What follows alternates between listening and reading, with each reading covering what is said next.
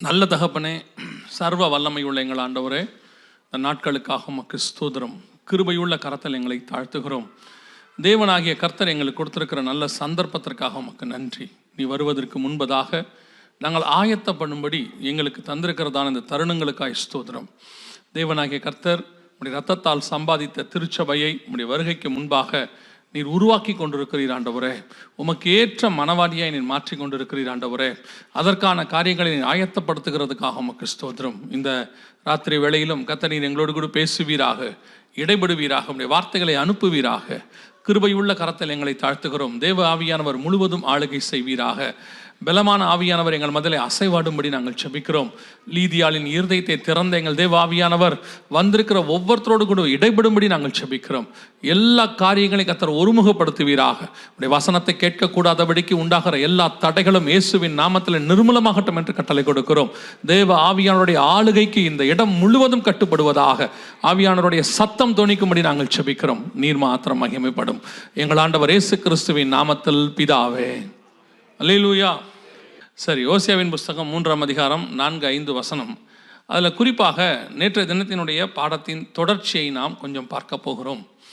வருகைக்கு மிக முக்கியமான அடையாளமாக இஸ்ரவேல் ஜனங்களுடையதான வருகை அல்லது அவங்க திரும்பி வருதல், அதோடு கூட இஸ்ரவேல் தேசம் ஸ்தாபிக்கப்படுதல், எருசலேம் தலைநகராக மாற்றப்படுவது, அதோடு கூட தேவாலயம் கட்டப்படுவதற்கான காரியம், இது எல்லாமே சேர்த்து தான் நேற்றைய தினத்தில் நாம் பார்த்தோம். அந்த மலைக்கான காரியங்கள் எல்லாவற்றையும் பார்த்தோம். இது ஒருபுறம் இஸ்ரவேலை மட்டும், அவங்களை மட்டும் வைத்து அதோடு கூட நடக்கிற சம்பவங்களை குறித்து தான் பார்க்கிறோம். ஒரு 70-75 வருஷமாக தீர்க்க தரிசனங்கள் எருசலேமை சுற்றி என்ன நடந்துச்சு, இஸ்ரவேலை சுற்றி என்ன நடந்தது என்பதை தான் நேற்றைய தினத்தில் நாம் பார்த்தோம். இன்றைக்கி நம்ம என்ன பார்க்க போகிறோம் அப்படின்னு கேட்டிங்கன்னா, அதே இஸ்ரவேல் ஜனங்கள் வந்த பிறகு இன்னொரு பகுதி, அதாவது மற்ற இஸ்ரவேலை அல்லாமல் அதை சுற்றி இருக்கிற மற்ற விஷயங்கள், தீர்க்க தரிசனமாக என்னென்ன காரியங்கள் நிறைவேறினது அப்படிங்கிறதான் பார்க்க போகிறோம். இது எல்லாமே நமக்கு எதை சொல்லுகிறது என்று சொன்னால், நேற்று நாம் வாசித்தோம் இல்லையா, மத்தேயு 24:3 நம்முடைய வருகைக்கான அடையாளம் என்ன அப்படின்னு சீஷர்கள் கேட்டாங்க. அந்த அடையாளங்களை தான் இயேசுவானவர் சொன்னார். அந்த அடையாளங்களை சுற்றி நடக்கிற சம்பவங்களை தான் பார்க்கிறோம். இது ஏன் நம்ம பார்க்குறோம் அப்படின்னு சொன்னால், நேற்று சொன்னதை திருப்பி சொல்கிறேன். எப்படி ஆகிலும் திருச்சபை தம்முடைய வருகைக்கு ஆயத்தப்படுத்த வேண்டும் என்று கர்த்தர் விரும்புகிறார். அதோடைய நோக்கம், சபையினுடைய நோக்கம், ஆண்டவர் அதை கொண்டு போய் பரலோகத்தில் வைப்பது. ஸோ அந்த சபையை கொண்டு போவதற்கு என்னென்ன காரியங்கள் செய்தாகிலும், எப்படி ஆகிலும், அதை நான் சொல்வேன். நீங்கள் வருகைக்கான அடையாளங்கள்னு எடுத்து பார்த்தீங்கன்னா, உயர வானத்திலிருந்து தாழ பூமியில் இருக்கிற சமுத்திரத்தில் இருக்கிற வரைக்கும் ஆண்டவர் அடையாளத்தை கொடுத்து வச்சிருக்கிறார். சூரியனில் அடையாளம் இருக்குது, சந்திரனில் இருக்குது, நட்சத்திரங்களில் இருக்குது, மரம் செடி கொடியில் இருக்குது, மலையில் இருக்குது, இந்த சமுத்திரத்தில் இருக்குது, மனுஷனில் இருக்குது, மீன்களில் இருக்குது, பறவைகளில் இருக்குது. இப்படி எல்லாத்துலேயும் ஒரு அடையாளத்தை வச்சிருக்கிறார்.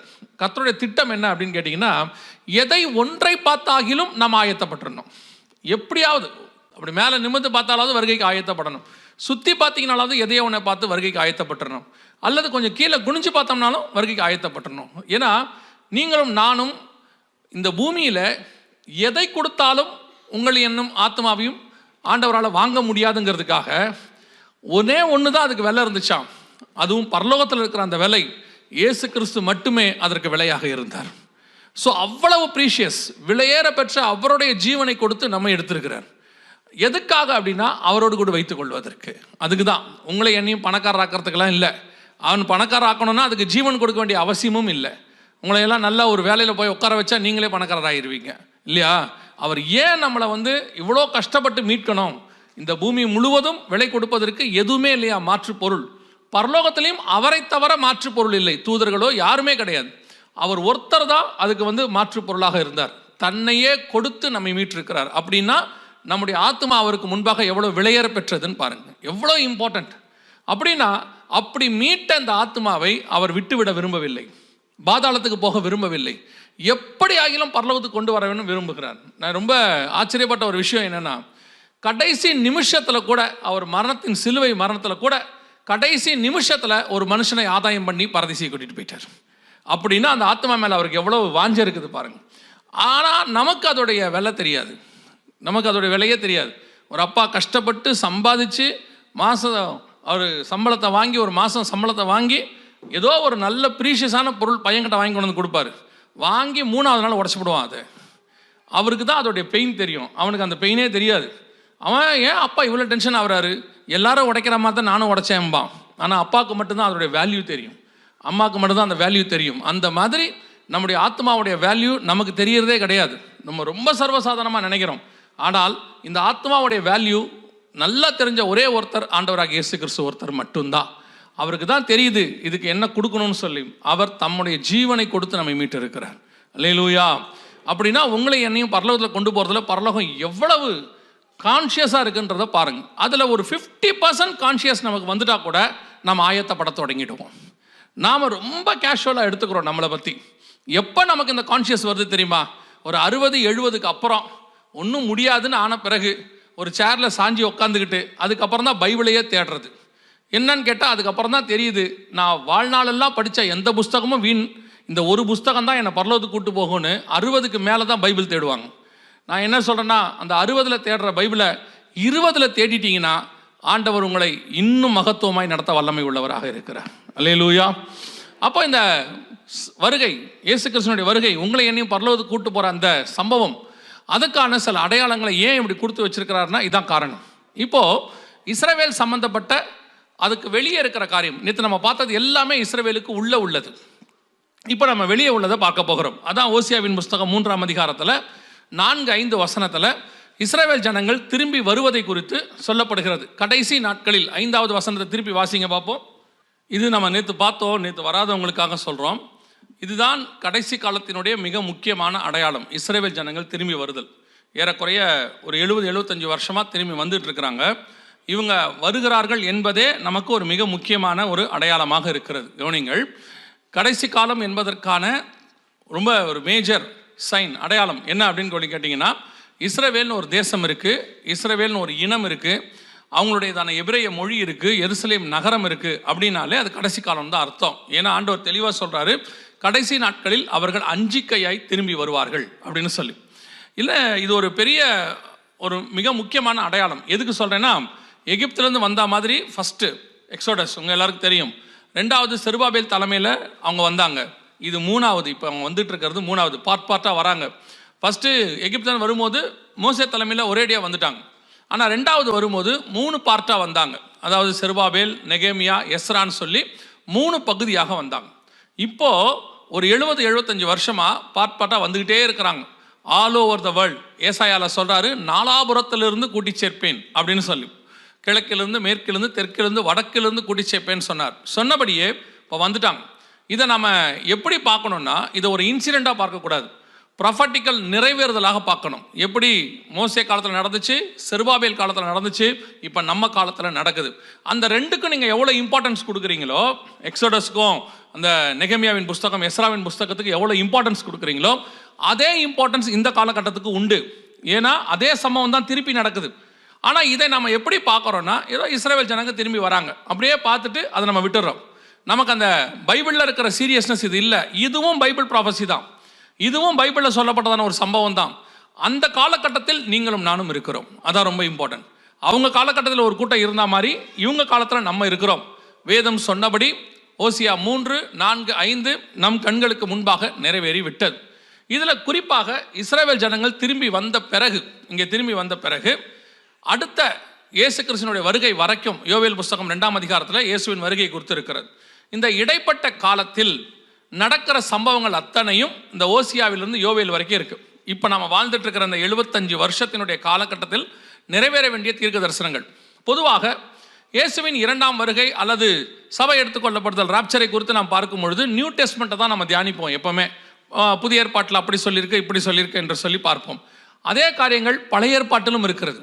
எந்த அளவுக்கு புதிய ஏற்பாட்டில் இயேசுவின் வருகை பற்றி இருக்குதோ அதே அளவுக்கு இயேசுவின் வருகை பற்றி ஓல்ட் டெஸ்ட்மெண்ட்லேயும் இருக்குது, ஆண்டவர் சொல்லி வச்சிருக்கிறார். அவ்வளோ காரியங்கள் இருக்குது. ஆனால் நாம் பொதுவாக இப்போ கடைசி காலத்தில் வேதத்தை ஒன்லி ஃபார் பிளெஸிங், வாக்கு தத்தத்துக்காகவும் ஆசீர்வாதத்துக்காகவும் படிக்கிற கூட்டமாய் மாறிட்டோம். படிக்காத கூட்டம் பெரும்பான்மையாக இருக்குது, பைபிளே படிக்கிறது இல்லை.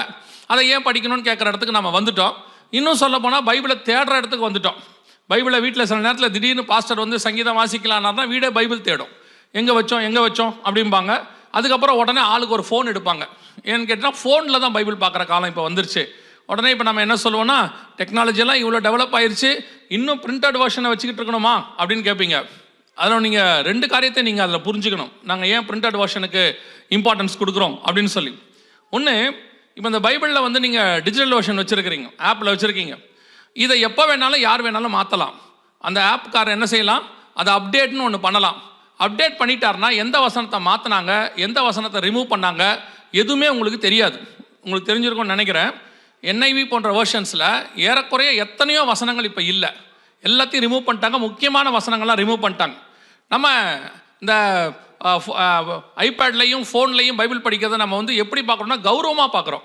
ஏன்னா நம்ம படிக்கிறத வந்து ஸ்பிரிச்சுவலாக பார்க்கல, இப்போ கௌரவமாக பார்க்குறோம். என் கையில் ஐபேட் இருந்தாலே அது ஒரு பெரிய ஆசீர்வாதம் தான் இல்லையா?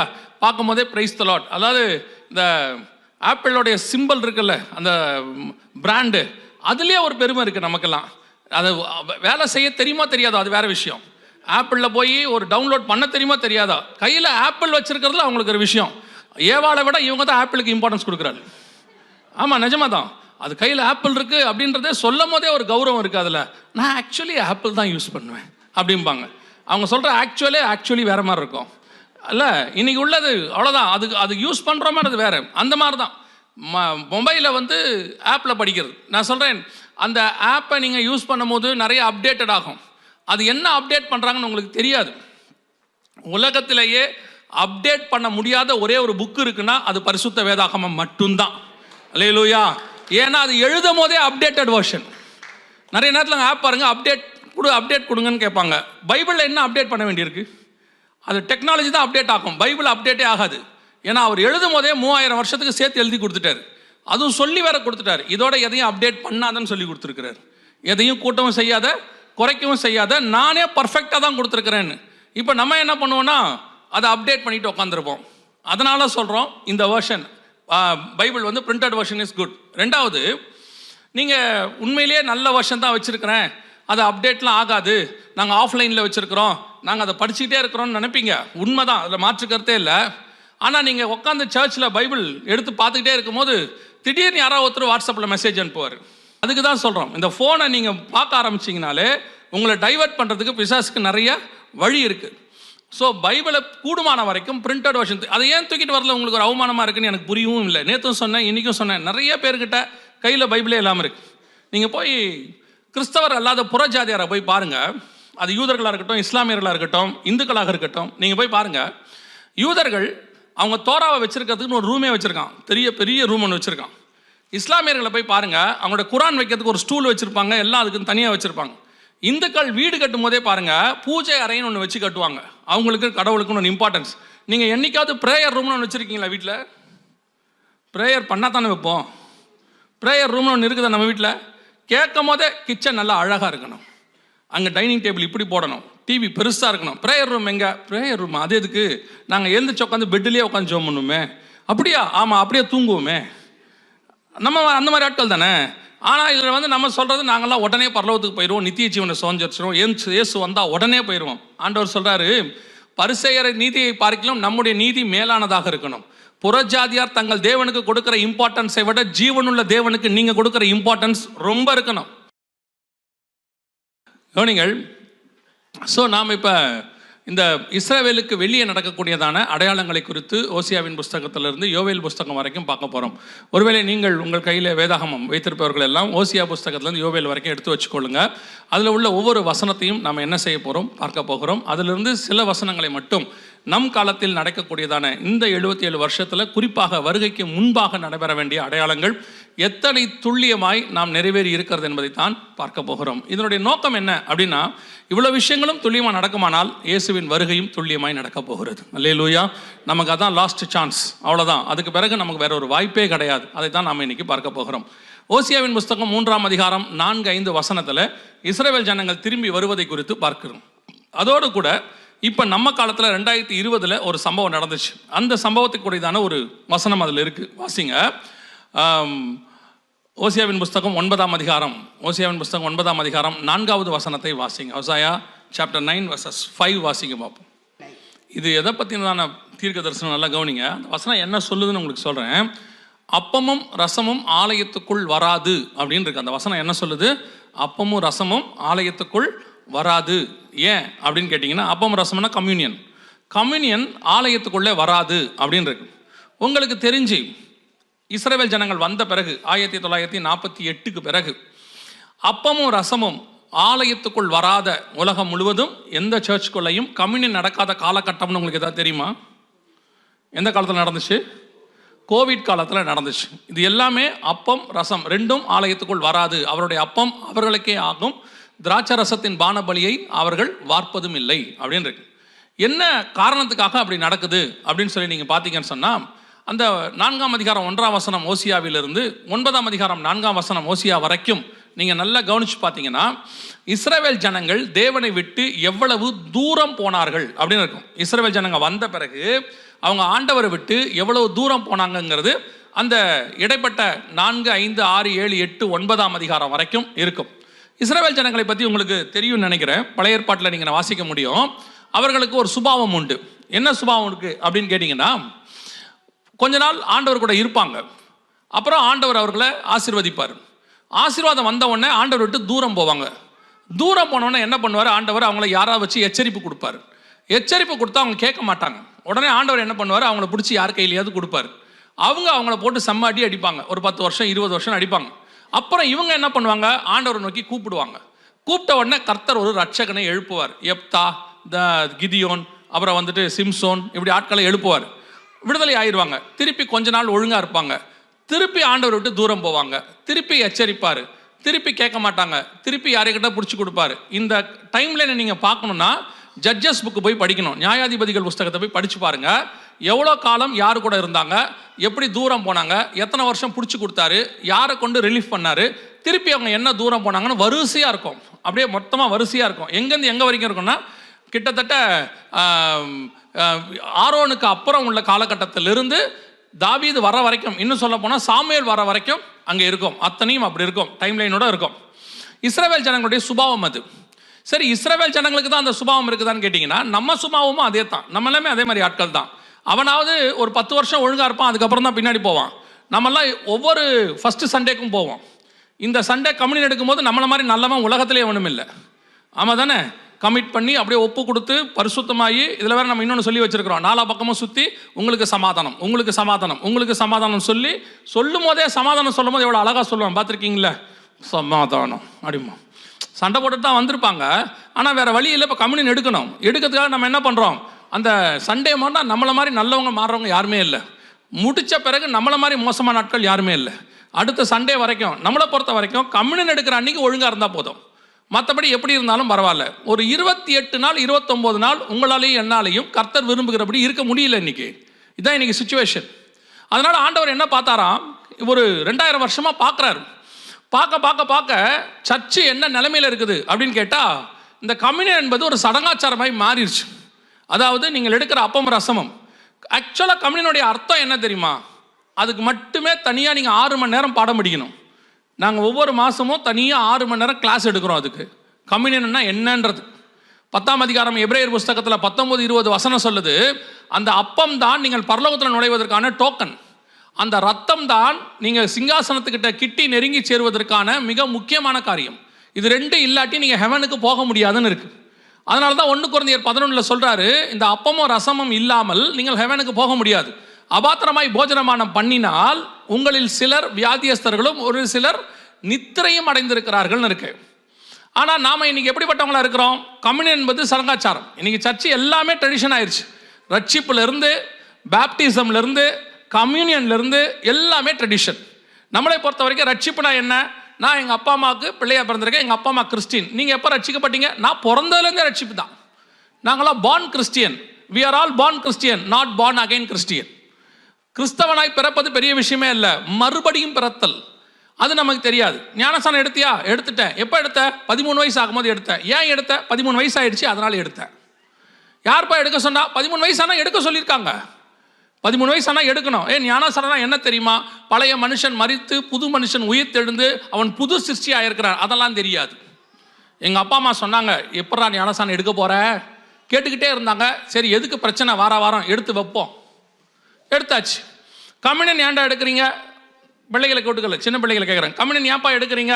இந்த மாதிரி ஞானஸ்நானம் எடுத்தவங்களை கூப்பிட்டு கேளுங்க, ஏன் கம்யூனியன் எடுக்கிறீங்க? சர்ச்சில் ஞானஸ்நானம் எடுத்தால் தான் கம்யூனியன் சொல்லியிருக்கிறாங்க. சரி, ஏன் எடுக்கிற? அது தெரியாது. ஒவ்வொரு மாதமும் 1ஆம் தேதி கொடுப்பாங்க. First Sunday communion. எப்படி கொடுப்பாங்க? சும்மா கொடுப்பாங்க. போய் நின்னா போதும், ஞானஸ்நானம் எடுத்திருக்கியான்னு கேட்பாங்க, கொடுப்பாங்க. அப்போ இந்த கம்யூனியனாக இருக்கட்டும், பேப்டிசமாக இருக்கட்டும், சால்வேஷனாக இருக்கட்டும், எல்லாமே இன்னைக்கு ட்ரெடிஷன். இன்னைக்கு அதனுடைய சத்தியம் என்னன்னு தெரியாது. எல்லாருக்கும் சொல்லலை, நான் உங்க எல்லாருமே சொல்லலை. நீங்கள் எல்லாம் தங்கம், நான் பேசுறது உங்களை தவிர வெளியே இருக்கிறவங்களை பற்றி. ஏன்னா நீங்கள் வேறு கோச்சிக்கப்படாது பாருங்க. நாங்களே கஷ்டப்பட்டு கார் பிடிச்சி வந்திருக்கோம், எங்களையே இந்த மாதிரிலாம் சொல்கிறேன் அப்படின்னு கேட்டால் பின்ன உங்களை தான் சொல்ல முடியும். நீங்கள் தானே வந்திருக்கீங்க, வேற எங்கே போய் சொல்ல முடியும்? லைவ் இருந்தாங்கன்னா வெளியே இருக்க சொல்லலாம், லைவும் இல்லை. இன்னைக்கு சபையினுடைய நிலைமை என்ன? ரட்சிப்போ, ஞானஸ்நானமோ, அபிஷேகமோ அல்லது கம்யூனியனோ ஒரு சடங்காச்சாரமாய் மாறிவிட்டது. அதனுடையதான பவர் நமக்கு தெரியல. அபாத்திரமாய் போஜனமானம் பண்ணுகிறவன் நித்திரை அடைகிறான்னு இருக்கு. நித்திரைன்னா என்ன தெரியுமா? மரணம் அடைகிறான்னு இருக்கு. அபாத்திரமா போஜனமானம் பண்ணி மரணம் அடைஞ்ச ஃபர்ஸ்ட் பர்சன் யார் தெரியுமா? கம்யூனியனை தப்பா எடுத்து ஃபர்ஸ்ட் மரணம் அடைஞ்ச ஃபர்ஸ்ட் பர்சன் யாருன்னா ஜூடாஸ் காரியத். அவன் தான் கம்யூனியன் எடுத்து முதல்ல செத்து போன ஆளு. இப்போ யூதாஸ் என்ன சிகரெட் பிடிச்சாரா? யூதாஸ் குடிச்சாரா? யூதாஸ் விபச்சாரம் பண்ணாரா? இல்லையே. யூதாஸ் என்ன பண்ணாரு? பொருளாசை உடையவனாக இருந்தார். இப்போ உங்க கம்யூனியன் கேட்டகரியை வச்சு பாருங்க. கம்யூனியன் எடுக்கும்போது என்ன கேட்குறோம் நாங்கள்? உங்களை சிகரெட் பிடிக்கிறவர்கள், குடிக்கிறவர்கள், தப்பான பழக்க வழக்கம் இருக்கிறவர்கள், தவறான உறவு முறையில் இருக்கிறவர்கள், நீங்கள் யாரும் கம்யூனியன் எடுக்கக்கூடாது. இதுதான் ரட்சிக்கப்படும் போதே விட்டு வந்துட்டோமே. இங்க இருக்கிற பிரச்சனையே வேற. டிசைபிள்ஷிப் இல்லாமையே கம்யூனியன் எடுத்துட்டு இருக்கிறோம். அதனுடைய விளைவு என்ன? கம்யூனியன் ஒரு சடங்காச்சாரமாக மாறி ஏன் எடுக்கிறோம், எதுக்கு எடுக்கிறோம்னு தெரியாது. இப்போ நான் சொல்றது ஒருவேளை உங்களுக்கு கஷ்டமா இருக்கும். பொதுவாக உங்களுக்கு யாரை தரமா ரொம்ப பிடிக்கும்? ஆக்சுவலா போன உடனே டாக்டர் உங்க உடம்புல இருக்கிற வியாதியை சொல்லிட்டாருன்னு வச்சுங்க, அவரை உங்களுக்கு பிடிக்காது. சில டாக்டர்ஸ் இருக்காங்க, அதெல்லாம் ஒன்றும் இல்லை, பார்த்துக்கலான்ட்டு கடைசி வரைக்கும் சாவடிச்சிருவான். அவரை தான் உங்களுக்கு ரொம்ப பிடிக்கும். அவரை பாருங்க, அவர் ரொம்ப அன்பாக தான் பேசுவார். உண்மையை சொல்லணும்ல. சில நேரத்தில் இயேசுநாதர் ஏன் யாருக்குமே பிடிக்கல? நீங்கள் பைபிளில் பாருங்க, கரெக்டாக சத்தியம் பேசுகிற யாரையுமே பிடிக்காது. யாரிலேருந்து நோவாலேருந்து இயேசுநாதர் வரைக்கும் யாரையுமே பிடிக்காது. அதே தான் இன்னைக்கு திருச்சபையினுடைய நிலைமை. போதும் என்ற மனதுடன் கூடிய தெய்வ பக்தியே மிகுந்த ஆதாயம். நமக்கு இன்னைக்கு தெரியாது. ஆனால் உங்களுக்கு யாரை பிடிக்கும்? இந்த வருஷம் கர்த்தர் உங்களுக்கு ஒரு ஹெலிகாப்டரை கொடுப்பார். Praise the Lord. அவர் தான் நல்ல ஊழியக்காரர். அவர் ஹெலிகாப்டர் வரும்னு சொல்லியிருக்கிறார். வரும், எங்கே நிற்க வைப்பியா? நமக்கு காருக்கு பெட்ரோல் போடுறதுக்கே தட்டு மாதிரி தான் போட்டுக்கிட்டு இருக்கோம். இதில் இருக்கிற நிலைமைக்கு ஹெலிகாப்டர் வரும். ஆனால் இதுவே உங்களுக்கு சத்தியம் சொல்லி பாருங்க, நீ உருப்படாமல் இருந்தால் பரலோகத்துக்கு போக மாட்டாய். இந்த ஆள் என்னங்க எப்போ பார்த்தாலும் இப்படியே பேசுகிறார், அடுத்த வாட்டி வர கூப்பிடாதீங்க. ஆனால் இன்னைக்கு கூப்பிட்டதுக்கு பேசிட்டு தான் போவேன். இந்த வாட்டி கூப்பிட்டுட்டீங்கல்ல, கன்ஃபார்மாக பேசிட்டு தான் போவேன். சத்தியம் என்றால் என்ன? பரலோகத்துக்கு போகிறது தானே சர்ச்சுக்கு வரீங்க. நல்ல கவனிங்க. சபைக்கு வராமல் உங்களால் வீடு வாங்க முடியும், சபைக்கு வராமல் காரு வாங்க முடியும், சபைக்கு வராமல் கோடீஸ்வரனாக முடியும். ஆனால் சபைக்கு வராமல் பரலோகத்திற்கு போகவே முடியாது. சபை என்பது பரலோகத்தினுடைய வாசல். அங்கதான் ஏணி வைக்கப்பட்டிருக்கிறது. நீங்க சர்ச்சுக்கு அதை தவிர மிச்சம் எல்லாத்துக்கும் வரீங்க. இப்ப சபை என்பது அதுக்கான இடமா மாறிடுச்சு. இவ்வளவு சீட்டு ஏன் காலியா இருக்குது?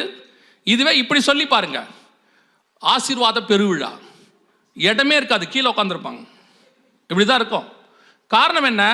இன்னைக்கு நம்ம மைண்டு முழுக்க சத்தியத்தை விட்டு ஆசீர்வாதத்துக்கு பின்னாடி போயிருச்சு. அதுவும் எது ஆசீர்வாதம் வேற உங்களுக்கு தெரிய மாட்டேங்குது. அதான் இப்ப பிரச்சனையே. இப்ப கீழானவைகள் அல்ல மேலானவைகளே நாடுங்கள்னு பைபிள் சொல்லுது. நாம நாடுறது எல்லாம் கீழானவைகள், அத்தனையும் கீழானவைகள். நீங்க என்ன எவ்வளவு வாங்கினாலும் போகும்போது எல்லாத்தையும் எடுத்துட்டு பெட்டிக்குள்ள ஒன்றும் வைக்க போறதில்ல. வைக்க போனா நீங்க கேட்க போறதும் இல்லை. எந்திரிச்சு கேட்கவா போறீங்க? அந்த பச்சை கலர் புடவை ஒன்று வச்சிருந்தேன், அது உள்ள வைப்பான்னு கேட்கவா போறியா? கன்ஃபார்மா கேட்க போறதில்ல. அது அவனுக்கும் தெரியும், உங்களுக்கும் தெரியும். ஆனாலும் அப்படியே வாங்கி 500 புடவையை திறந்து பார்க்கறதோட சரி. இப்போ கட்டுறது கூட இல்லை இப்பெல்லாம், அதெல்லாம் அப்படி பார்க்கறதோட சரி. இதான் நமக்கு ஆசீர்வாதம்னு நினச்சிட்டு இருக்கிறோம். கவனிச்சு கொள்ளுங்க. நீங்கள் கண்களால் காணுகிற எதுவும் உங்களோடு கூட வராது. நீங்கள் காணாத ஆசீர்வாதம் ஒன்று இருக்கிறது, அதுதான் கர்த்தர் நியமித்து வைத்தது. அப்போ சபை என்பது அதற்கான இடம். அதுக்கு தான் சர்ச். வர உங்களுக்கு தெரியணும், நடத்துறவங்களுக்கும் தெரியணும். உங்களை கொண்டு போய் பரலோகத்தில் சேர்க்கிற பொறுப்பு மட்டுமே சபைக்கு இருக்கிறது. உலக ஆசீர்வாதத்தை கூட கொடுக்கப்படும். முதலாவது தேவனுடைய ராஜ்யத்தையும் நீதியையும் தேடுங்கள், பின்பு இவை யாவும் உங்களுக்கு கூட கொடுக்கப்படும். நீங்கள் போய் பாருங்க, ஹோட்டல்லாம் இங்கே நிறைய இந்தியன் ரெஸ்டாரண்ட்லாம் இருக்கு. போய் பாருங்க. போய் உட்காந்த உடனே நீங்கள் என்ன கேட்குறீங்க? இட்லின்னு தானே கேட்குறீங்க, தோசை கேட்குறீங்க இல்லையா? யாராவது கேட்கும் போது கேட்டிருக்கீங்களா? தோசை கூட அந்த வெள்ளை சட்னி, கருப்பு சட்னி, மஞ்சள் சட்னி, பச்சை சட்னி. அவர் சொல்லுவார், சார் நீங்கள் தோசை மட்டும் ஆர்டர் கொடுங்க, கூட தானாக வரும். அதை கேட்க வேண்டிய அவசியமே இல்லை, அது பேக்கேஜில் இருக்கு. அதே மாதிரி தான் நீங்கள் பரலோகத்திற்காக சபைக்கு வாங்கள். பூலோகத்தில் உள்ளது அந்த பேக்கேஜிலே இருக்கு. கர்த்தர் அதை தருவதற்கு வல்லமை உள்ளவராக இருக்கிறார். அது பேக்கேஜ். அது நீங்கள் எதுக்கு வரணுமோ அதுக்கு வர மாட்டீங்க. இப்போ போய் கடையில் ரெஸ்டாரண்ட்டில் உட்காந்துட்டு தேங்காய் சட்னி ஒரு கப், சார் என்ன சாப்பிட்றீங்க, மஞ்சள் சட்னி ஒரு கப், சார் மெயின் டிஷ்ஷு, என் மெயின் டிஷ்ஷே அதான், இந்த கூட கொடுக்கறதா என் மெயின் டிஷ் ஆயிடுச்சு இன்னைக்கு. அதுதான் சபையினுடைய மூலதனம் போல இருக்கு. தயவு செய்து சொல்கிறேன். அதனால் கர்த்தர் என்ன பண்ணாராம், சர்ச்சில் நடுவில் ஒரு வேலை ஒன்று பண்ணுறார். அதுதான் ஓசியாவின் புஸ்தகம் 4ஆம் அதிகாரம் வசனம் சொல்லுது, அவருடைய அப்பம் அவர்களுக்கே ஆகும், அவருடைய திராட்சரசத்தின் பானபலியை வார்ப்பதும் இல்லை. நோ கம்யூனியன் அப்படின்ட்டார். சர்ச்சுக்குள்ள மோர் தென் 6 months கம்யூனியனே கிடையாது. நிறைய இடத்துல கம்யூனியன் கிடையாதுன்னா என்ன அர்த்தம் தெரியுமா?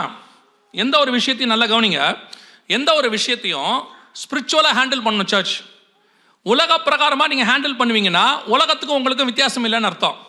இப்போது பைபிள்லேருந்து நான் உங்களுக்கு ஒரு உதாரணம் சொல்கிறேன், கவனிங்க. பைபிளில் நிறைய காலத்தில் பஞ்சம் வருது.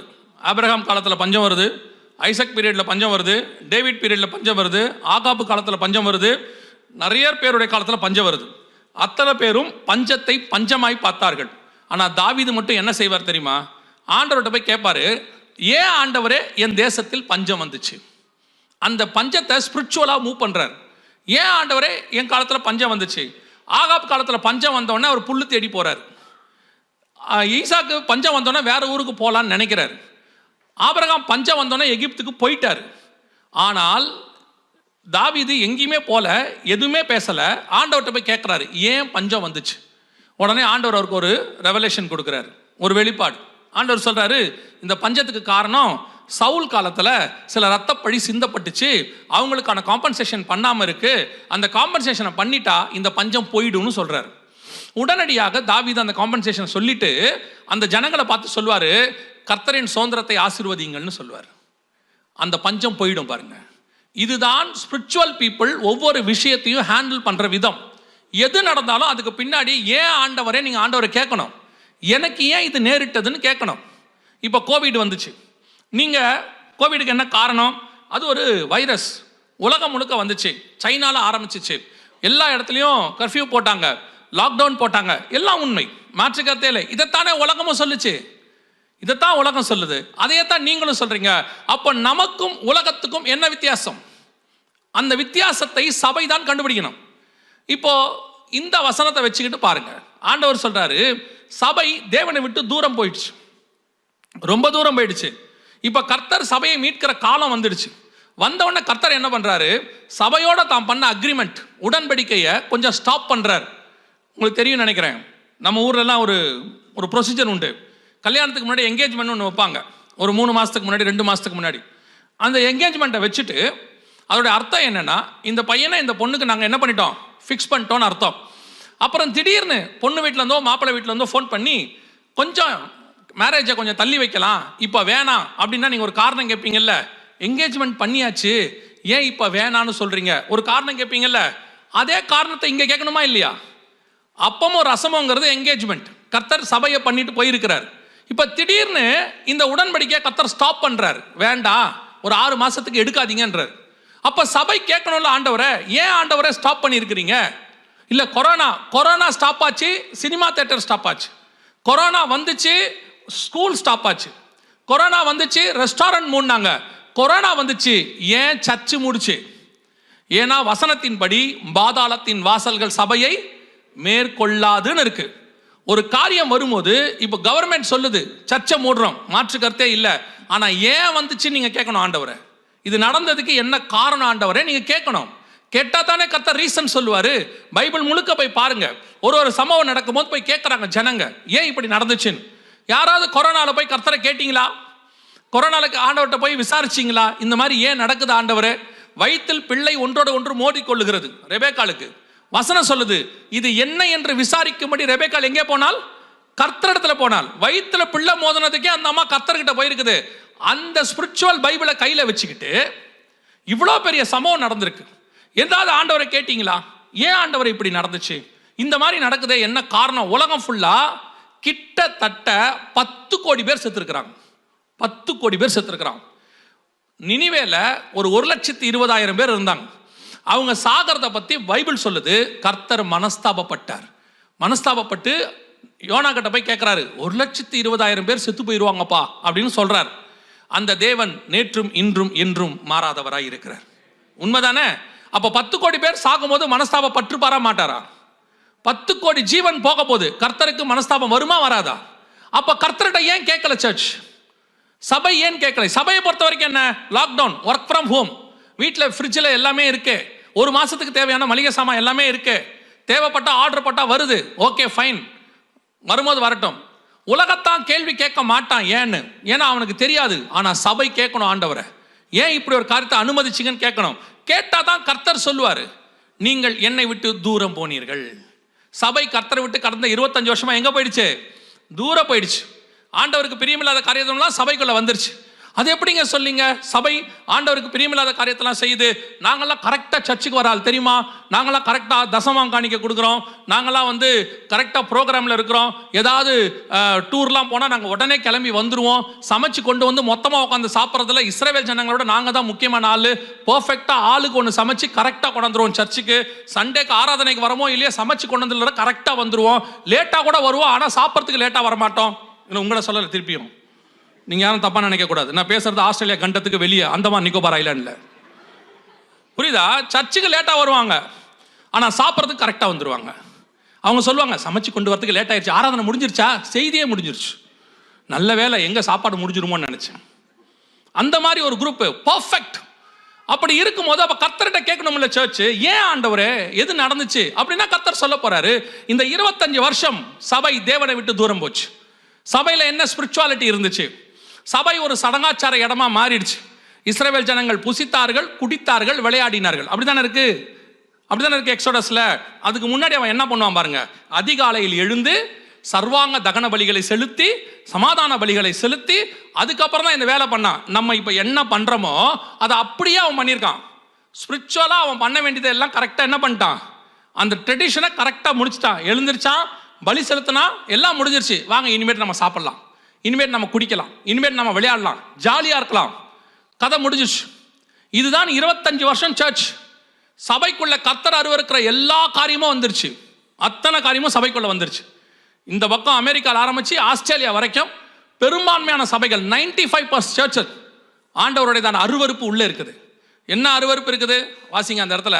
ஆண்டவர் இஸ்ரவேலை பற்றி ஒன்று சொல்றாரு. அந்த ப்ராஃபஸி எப்படி நமக்கு நிறைவேறுதுன்னு பாருங்களேன். வாசிங்க ரெவலேஷன் 11, வெளிப்படுத்தின விசேஷம் 11ஆம் அதிகாரம் 8வது வசனம் வாசிங்க பார்ப்போம். ரெவலேஷன் 11:8 வாசிங்க. அவர்களுடைய சிலுவையிலே அறையப்பட்டார். இயேசு சிலுவையில் அறையப்பட்டது எருசலேமுக்கு புறம்பே. அந்த சிட்டியை பற்றி பைபிளில் ஆண்டவர் ப்ரொஃபட்டிக்கலாக எழுதுறாரு. கடைசி நாட்களில் எருசலேம் எப்படி இருக்குமா? ஞானார்த்தமாய் எகிப்து என்றும் சோதோம் என்றும் சொல்லப்படும். சோதோமில் என்ன பாவம் இருந்துச்சுன்னு உங்கள் எல்லாருக்கும் தெரியும். தெரியுமா தெரியாதா? நல்லா தெரியும். நீங்கள் போய் வாசிச்சு பாருங்கள். 18ஆம் அதிகாரத்தில் இருக்குது, 19ஆம் அதிகாரத்தில் இருக்குது, ஜெனிசிஸில் இருக்குது. சோதோமில் என்ன இருந்துச்சு? எல்ஜிபிடி, இன்னைக்கு நீங்கள் சொல்லக்கூடிய ஹோமோசெக்சுவாலிட்டியில் எல்லாம் இருந்துச்சு. இதே காரியம் கடைசியாக எருசலேமில் நடக்கும்னு கர்த்தர் சொல்கிறார். லோத்து காலத்தில் ஜனங்கள் தெருக்களில் இருந்தாங்களாம். தெருவில் என்ன செஞ்சாங்களாம், லோத்து வீட்டை மூடிக்கிட்டாங்கன்னு இருக்கு. இதே மாதிரி எருசலேமில் நடக்கும்னு ஆண்டவர் எழுதுறாரு. எப்போ? 1st செஞ்சுரியில் பத்மு தீவில் யோவானுக்கு வெளிப்படுத்தப்படுது. சொல்லும் போது எருசலேமே இல்லை. எருசலேம் ரோமர் கையில் போயிடுச்சு. அங்கே இருக்கிற தேவாலயம்லாம் இடிக்கப்பட்டாச்சு. அவர் துருக்கியில் இருக்கிறாரு, பத்முங்கிற தீவில். அங்கே ஆண்டவர் சொல்றாரு, என் டைமில் நீ பாரு, இந்த சிட்டி சோதோமை போல இருக்கும் அப்படின்னு சொன்னார். இது இப்போ உலகத்தில் சோதோம் மாதிரி உலகத்தில் எல்ஜிபிடிக்கு ஹெட் குவார்ட்டர்ஸ்ன்னு சொல்கிற இடத்துல எது வந்திருக்குன்னு கேட்டிங்கன்னா இதான் எருசலேம். எருசலேமுடைய நிலைமை இது. இப்போ ஃபஸ்ட்டு ஐரோப்பாவில் பல இருந்துச்சு, பிரைட்டன் இருந்துச்சு, சில சிட்டிஸ் இருந்துச்சு. இப்போ கடைசியாக என்ன பண்ணிட்டான்னு கேட்டிங்கன்னா இதை முழுக்க கொண்டு வந்து எல்ஜிபிடிக்கு ஹெட் குவார்ட்டர்ஸாக எருசலேமை கொண்டாந்துருக்கிறான். இப்போ வெளிப்படுத்துகிற விசேஷம் 11ஆம் அதிகாரம் 4வது வசனம் 100% அப்படியே நிறைவேறி இருக்குது. சாரி, 8வது வசனம் அப்படியே நிறைவேறிடுச்சு. இன்னைக்கு நீங்க இதை எடுத்துக்கு பாருங்க. சர்ச்சில் இதை பேசக்கூடாது, அந்த இடத்துக்கு சபை வந்துருச்சு. சபையில் சொன்ன அஃபென்சிவ். சபையிலேயே இதெல்லாம் பேசணும், அதெல்லாம் பேசக்கூடாது. கர்த்தர் எல்லாரையும் நேசிக்க சொல்லியிருக்கிறார். ஆண்டவர் பாவிகளை நேசிக்க சொல்லியிருக்கிறார், பாவத்தை நேசிக்க சொல்லலை. இன்னைக்கு நிறைய பேர் இந்த மிஸ் அண்டர்ஸ்டாண்ட் ஒன்று இருக்குது. மிகப்பெரிய பாஸ்டர் ஒருத்தர் இருக்கார் அமெரிக்காவில். கிட்டத்தட்ட 80,000 பேர் இருக்காங்க. நான் பேர் சொல்ல விரும்பல. 80,000 பேர் இருக்காங்க. அவங்க சர்ச்சுக்குள்ள இந்த மாதிரி ஆட்கள் எல்லாமே அலவுடு, எல்லாமே அலவுடு. அதுக்கு அவர் ஒரு காரணம் சொல்றாரு. சபைக்கு வரும்போது அவங்கள வரவேணான்னு எப்படி சொல்றது? அவங்க வரட்டும், இருக்கட்டும். அவர்களுக்கு நாம் ஏன் அதெல்லாம் சொல்லி அவங்களை கஷ்டப்படுத்தணும் அப்படிங்கிறார். கவனிங்க, இயேசு கிறிஸ்து விபச்சாரக்காரரை நேசித்தார், இயேசு கிறிஸ்து கல்வனை நேசித்தார், ஆயக்காரனை நேசித்தார். ஆனால் அத்தனை பேருக்கு சொன்ன ஒரு வார்த்தை என்ன தெரியுமா? இனி பாவம் செய்யாதே. இயேசு சொன்ன பர்டிகுலர் வேர்ட், இனி பாவம் செய்யாத. நீ வா, வந்த மாதிரியே என் கூட இரு, நீ எப்படி வேணாலும் இரு, என்னைக்காவது ஒரு நாள் திருந்துன்னு ஆண்டவர் சொல்லலை. எது பாவம் என்பதை சொல்லி கொடுத்தார். அதை சபை சொல்லணும். சபைக்கு என்ன பயம்? சபைக்கு என்ன பயம்? சொன்னா சட்டப்படி உள்ள பிடிச்சு வச்சிருவாங்க. சொல்லக்கூடாது, சொன்னா பிரச்சனை ஆயிரும். கவனிச்சுக்கொள்ளுங்க, அமெரிக்காவில் இதே மாதிரி ஒரு சம்பவம் நடந்துச்சு. சபையில் ஹோமோசெக்சுவாலிட்டியில் இருக்கிறவங்க திருமணம் பண்ணி வைக்க சொல்லியிருக்கிறாங்க. சொன்னபோது அங்கே இருந்த ரிஜிஸ்ட்ரார் சொல்லிட்டாங்க, அந்த அம்மா சொல்லிட்டாங்க, முடியாதுன்னு சொல்லிட்டாங்க. இது அகெயின்ஸ்ட் டு பைபிள், ஒத்துக்க மாட்டோம் அப்படின்னு சொல்லிட்டாங்க. அவங்க போய் அந்த அம்மா மேலே கேஸ் கொடுத்துட்டாங்க. கொடுத்த பிறகு இப்போ அங்கே நீதிபதி கூப்பிட்டு கேட்குறாரு, இந்த சட்டம் யூஎஸில் நாங்கள் போட்டிருக்கிறோம், ஒருவேளை நீங்கள் தெரியாமல் கூட இருந்திருக்கலாம், இப்போ நீங்கள் அவங்களுக்கு திருமணம் பண்ணி வைக்கிறேன்னு ஒத்துக்கிட்டா நாங்கள் உங்களை விடுதலையாக்க தயாராக இருக்கிறோம் அப்படின்னு சொல்கிறாங்க. அப்போ அந்த அம்மா சொன்ன பதில் இருக்கு, யூடியூப்ல போய் பாருங்க. அந்த அம்மா சொன்ன பதில், உங்ககிட்ட விடுதலை வாங்கி நான் நரகத்துக்கு போவதை விட உங்ககிட்ட தண்டனை வாங்கி நான் பரலோகத்துக்கு போவதையே மேன்மையாய் கருதுகிறேன். இன்னைக்கு இங்கே தான் சர்ச்சை நிற்குது. இதான் சர்ச்சினுடைய நிலைமை. இன்னைக்கு சபைக்கு சத்தியத்தை பேச பயம், சத்தியத்தை சொல்லுவதுக்கு பயம். சொன்னா பிரச்சனை வந்துருமோ? நம்ம பொறுத்த வரைக்கும் எப்படி தெரியுமா? ஒரு சொபிஸ்டிகேட்டட் லைஃபோட அப்படியே பரலோகத்துக்கு போயிடணும். இங்கேயும் பிரச்சனை இருக்கக்கூடாது, பரலோகத்திலையும் போய் சந்தோஷமா இருக்கணும். எல்லா இடத்துலையும் சொகுசா இருந்துட்டு பரலோகத்துக்கு போகணும். ஆனா பைபிள் சொல்லுது, இடுக்கனான வாசல் வழியே பிரவேசியுங்கள். உலகத்துல ஏதாவது பிரச்சனை வரதான் செய்யும். சத்தியத்தில் நிற்கும் போது நீங்கள் சத்ருவாய் மாற வேண்டி வரும். அப்படிலாம் இல்லை, நான் சத்ருவாலாம் மாற மாட்டேன், நான் ஏன் இஷ்டப்படித்தான் இருப்பேன், அப்படியே தசமாம் காணிக்க கொடுத்து அப்படியே பரலோகத்துக்கு போயிடுவேன்னா, லஞ்சம் வாங்கிட்டு உள்ளே அனுப்புறதுக்கு ஆண்டவர் ஒன்றும் மோசமான ஆள்லாம் கிடையாது. இல்லை, எந்த தூதனோ பின்வாசல் வழியா உள்ளெல்லாம் விடமாட்டான். வேணா இங்க இருக்கிற, நான் சொன்னேன் இங்க இருக்கிறவங்க இங்க இருக்கிறல்ல, உலகத்தில் இருக்கிற சில மனிதர்கள், சில ஊழியங்கள், சில ஊழியக்காரர்கள் உங்களை சாட்டிஸ்ஃபை பண்றதுக்காக என்ன செய்யலாம்? இதையெல்லாம் சொல்லி உங்களை திருப்திப்படுத்தலாம். ஆனால் உங்களை நியாயம் தீர்க்கிறவர் ஒருவர் இருக்கிறார் மேலே. இங்க இருக்கிற யாரும் உங்களை பரலோகத்துக்கு கூட்டு போக முடியாது. நல்லா மனசுல வச்சுக்கொள்ளுங்க. இந்த பூமியில் இருக்கிற ஊழியமோ ஊழியக்காரனோ பரலோகத்துக்கு கூட்டு போற அதிகாரம் உடையவன் கிடையாது. ஊழியக்காரனுக்கு பரலோகத்துக்கு வழி காட்டுகிற அதிகாரம் மட்டுமே இருக்கு. பரலோகத்துக்கு கூட்டிட்டு போகிறவர் ஆண்டவராகிய இயேசு கிறிஸ்து ஒருவர் மட்டுமே. அவரே வழியும் சத்தியமும் ஜீவனுமாய் இருக்கிறார். இல்ல இல்ல, நாங்க அதெல்லாம் இருக்கோம், நாங்க அந்த மிஷனுக்கு கொடுக்கிறோம், நாங்க இந்த ஊழியக்காரருக்கு அனுப்புறோம் மாசம் மாசம், அதனால அவர் எங்களை கூட்டிட்டு போவாரு, அவரும் போக மாட்டாரு, நீங்களும் போக மாட்டீங்க. ரெண்டு பேரும் இங்கே தான் இருப்பீங்க. நான் சொல்ற சத்தியத்துல இருந்து சொல்றேன். எந்த ஊழியக்காரனுக்கும் அந்த அதிகாரத்தை கர்த்தர் கொடுக்கல. நியாய தீர்ப்பு கொடுக்கிற அதிகாரத்தை பிதாவாகிய தேவன் இயேசு கிறிஸ்துவுக்கு கொடுத்திருக்கிறார் என்று யோவான் சொல்லுகிறது. ஆகவே ரொம்ப கேர்ஃபுல்லா இருந்து கொள்ளுங்க. சபைக்குள்ள அருவருப்பு வந்ததுனால தான் கர்த்தர் அப்பமும் ரசமும் சபைக்குள்ள வராம நிறுத்தினார். இது மட்டும் இல்லை, இது ஒரு பார்ட். அப்படியே ஐரோப்பாக்குள்ள போனீங்கன்னா சபையில வச்சு நாய்க்கும் கல்யாணம் நடக்கும், பூனைக்கும் கல்யாணம் நடக்கும். அங்கே வச்சு ரெண்டுத்துக்கு கல்யாணம். எனக்கு ரொம்ப சந்தேகம் அன்னிலேருந்து இன்னை வரைக்கும் என்னன்னா, இந்த கல்யாணம் பண்ணி வைக்கிறாங்களே ரெண்டு பூனைக்கிட்ட ரெண்டு நாய்க்கும் எப்படி உறுதிமொழி வாங்கியிருப்பாங்க? இல்லை, கல்யாணம் பண்ணி வைக்கும்போது கேட்கணும்ல, சுகத்திலும் துக்கத்திலும் வாழ்விலும் தாழ்விலும் மரணம் நம்மை பிரிக்கும் அளவுன்னு கேட்கணும்ல. இந்த நாய்கிட்ட எப்படி கேட்டிருப்பாங்க? இதுதான் சர்ச்சோடைய நிலைமை. புரியுதா அவங்கள? ஏன் அதெல்லாம் செஞ்சு வைக்கிறாங்க? சபை கேட்குது, விசுவாசி கேட்குது. விசுவாசி இல்லைன்னா என்ன செய்யும்? அது அடுத்த பிரச்சனை. இப்போ இதுக்கு காரணம் நீங்க தான். உங்ககிட்ட இப்போ என்ன பிரச்சனை? இந்த மாதிரி உங்க இஷ்டப்படி சர்ச் இல்லாட்டி உடனே உங்க இஷ்டப்படி நடக்கிற சத்தியம் பேசுற ஊழியக்காரங்க இருக்காங்கல்ல, சபை நடத்துறாங்கல்ல, இவங்களுக்குலாம் மனசுல என்ன கஷ்டம் தெரியுமா? நம்ம சத்தியம் சொன்னோம்னா 40 பேர் கூட உட்கார மாட்டேங்குது. எப்படி வேணாலும் இருன்னு சொன்னா சர்ச்சு நிரம்பி வழியுது, அப்படியே நிரப்பமா இருக்கு. இப்ப இவர் பார்க்குறாரு, இப்ப நம்ம என்ன செய்யலாம்? பேசாம நாமளும் என்ன செய்யலாம்? கொஞ்சம் அப்படியே அனுசரித்து போவோங்கிற முடிவுக்கு வராரு. இப்போ உங்களுக்கு அது ஒரு பிரச்சனை. இப்போ முந்தியெல்லாம் ஒரு சர்ச்சு தான் இருக்கும், ஒரு கரிஸ்மேட்டிக் சர்ச் இருக்கும், ஒரு ஸ்பிரிச்சுவல் சர்ச் ஒன்று தான் இருக்கும். ஸோ உங்களுக்கு வேற வழியும் இருக்காது. இப்போ அப்படி இல்லை. எந்த அசிஸ்டன்ட் பாஸ்டர் திட்டினீங்கன்னா அவன் பாஸ்டர் ஆயிடுறான், திடீர்னு பாஸ்டர் ஆயிடுறான். என்னப்பா நீ பாஸ்டர் ஆகிட்ட? எங்கள் பாஸ்டர் திட்டினாரு அதனால நான் பாஸ்டர் ஆகிட்டேன். பாஸ்டர் திட்டுறதுல எப்படி நீ பாஸ்டர் ஆவ? எனக்கு ரொம்ப ஆச்சரியமாக இருக்குது. முந்தியெல்லாம் ரட்சிக்கப்பட்டு ஒரு ஊழியக்காரர்கிட்ட அசிஸ்டண்ட்டாக இருந்து ஒரு 10 வருஷம் பாடத்தை படித்து அதுக்கு மேலே ஒரு பைபிள் காலேஜுக்கோ எதுக்கோ போய் அவங்க என்ன ஆவாங்க? ஊழியக்காரர் ஆவாங்க. இப்போ அப்படிலாம் கிடையாது. பாஸ்டர் ஏதாவது கோபத்தில் என்ன தம்பி இப்படி பண்ணிட்டீங்கன்னா 3 நாள் ஃபோன் சுவிட்ச் ஆஃபாக இருக்கு. பாஸ்டரும் அடிச்சு பார்க்குறாரு, சுவிட்சே ஆன் ஆகலை. 3 நாள் கழிச்சு தான் சுவிட்ச் ஆன் ஆகுது. என்ன தம்பி உங்களை காணோம், உங்களை பார்க்க தான் வந்துட்டு இருக்கேன் பாஸ்டர். வரார், என்ன தம்பி 3 நாள் உங்கள் ஃபோன் சுவிட்ச் ஆஃப் ஆரம்பிச்சு? ஜெபம் பண்ணிக்கிட்டு இருந்தேன். என்ன ஜெபம் பண்ணீங்க? கர்த்தர் பேசினார். கர்த்தர் பேசினாரா? என்ன பேசினார்? சர்ச் ஆரம்பிக்க சொல்லியிருக்காரு. நம்மளே 10 பேர் தானே இருக்கோம், அதில் 3 பேரை கூட்டிகிட்டு தான் போக சொன்னார் ஆண்டவர். சர்ச் ஆரம்பிக்க சொல்லியிருக்காரு. எங்கே ஆரம்பிக்க போறீங்க? வீட்டில். யார் வரா? நானும் என் மனைவியும். கூட யார் வரா? இந்த அதிருப்தியாளர்கள் 2 பேர் பின்னாடி உட்காந்துருப்பான். இங்கே இல்லை, அந்தமான்ல 2 பேர் இருப்பான் அதிருப்தியாளர்கள். என்னத்துக்கும் நம்மளை அவனுக்கு பிடிக்காது, நம்ம என்ன சொன்னாலும் அவனுக்கு பிடிக்காது. அவன் உட்காந்துருப்பான். அவன் என்ன பண்ணுவான் தெரியுமா? நீங்கள் வாங்க பிரதர், நம்ம ஆரம்பிப்போம். பிரைஸ் தி லார்ட், ஹல்லேலூயா. அவன் யார் தெரியுமில்ல? அவன் யார் தெரியுமா? அப்படியே கையை பிடிச்சி நடுத்தரில் விட்டு போகிறவன்.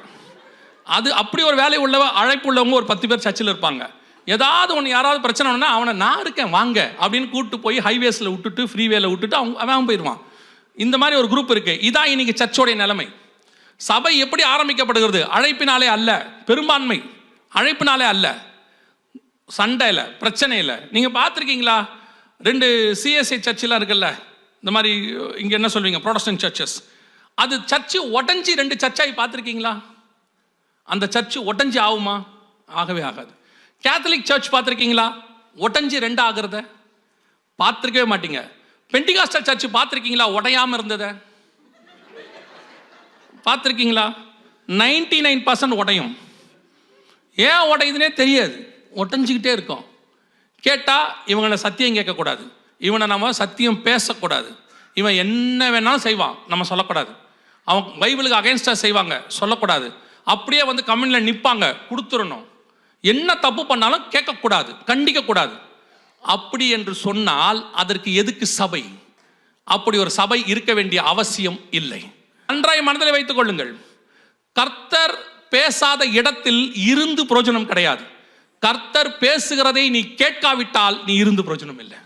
கர்த்தர் உங்ககிட்ட ஒன்று பேசுறாருன்னா கேட்கணும், அதுக்கு தான் சர்ச். சபை வேற எதுக்கு? சும்மா தடவி கொடுக்கறதுக்கா? தடவி கொடுக்கறதுக்கு சர்ச் வேண்டாம். சபை அன்பாவும் இருக்கும், கண்டிப்போடும் இருக்கணும். அதுதான் நீங்க சர்ச்சை வச்சிருக்கீங்க. சர்ச்சை கண்டிக்க கூடாது, எதுவும் சொல்லக்கூடாது, ஒன்றும் பண்ணக்கூடாது. அப்புறம் ஆண்டவர் பார்த்தாரு, அப்புறம் எதுக்கு சர்ச்சு, அப்புறம் எதுக்கு கம்யூனியன்? நிறுத்துறா கம்யூனியன்ட்டார்.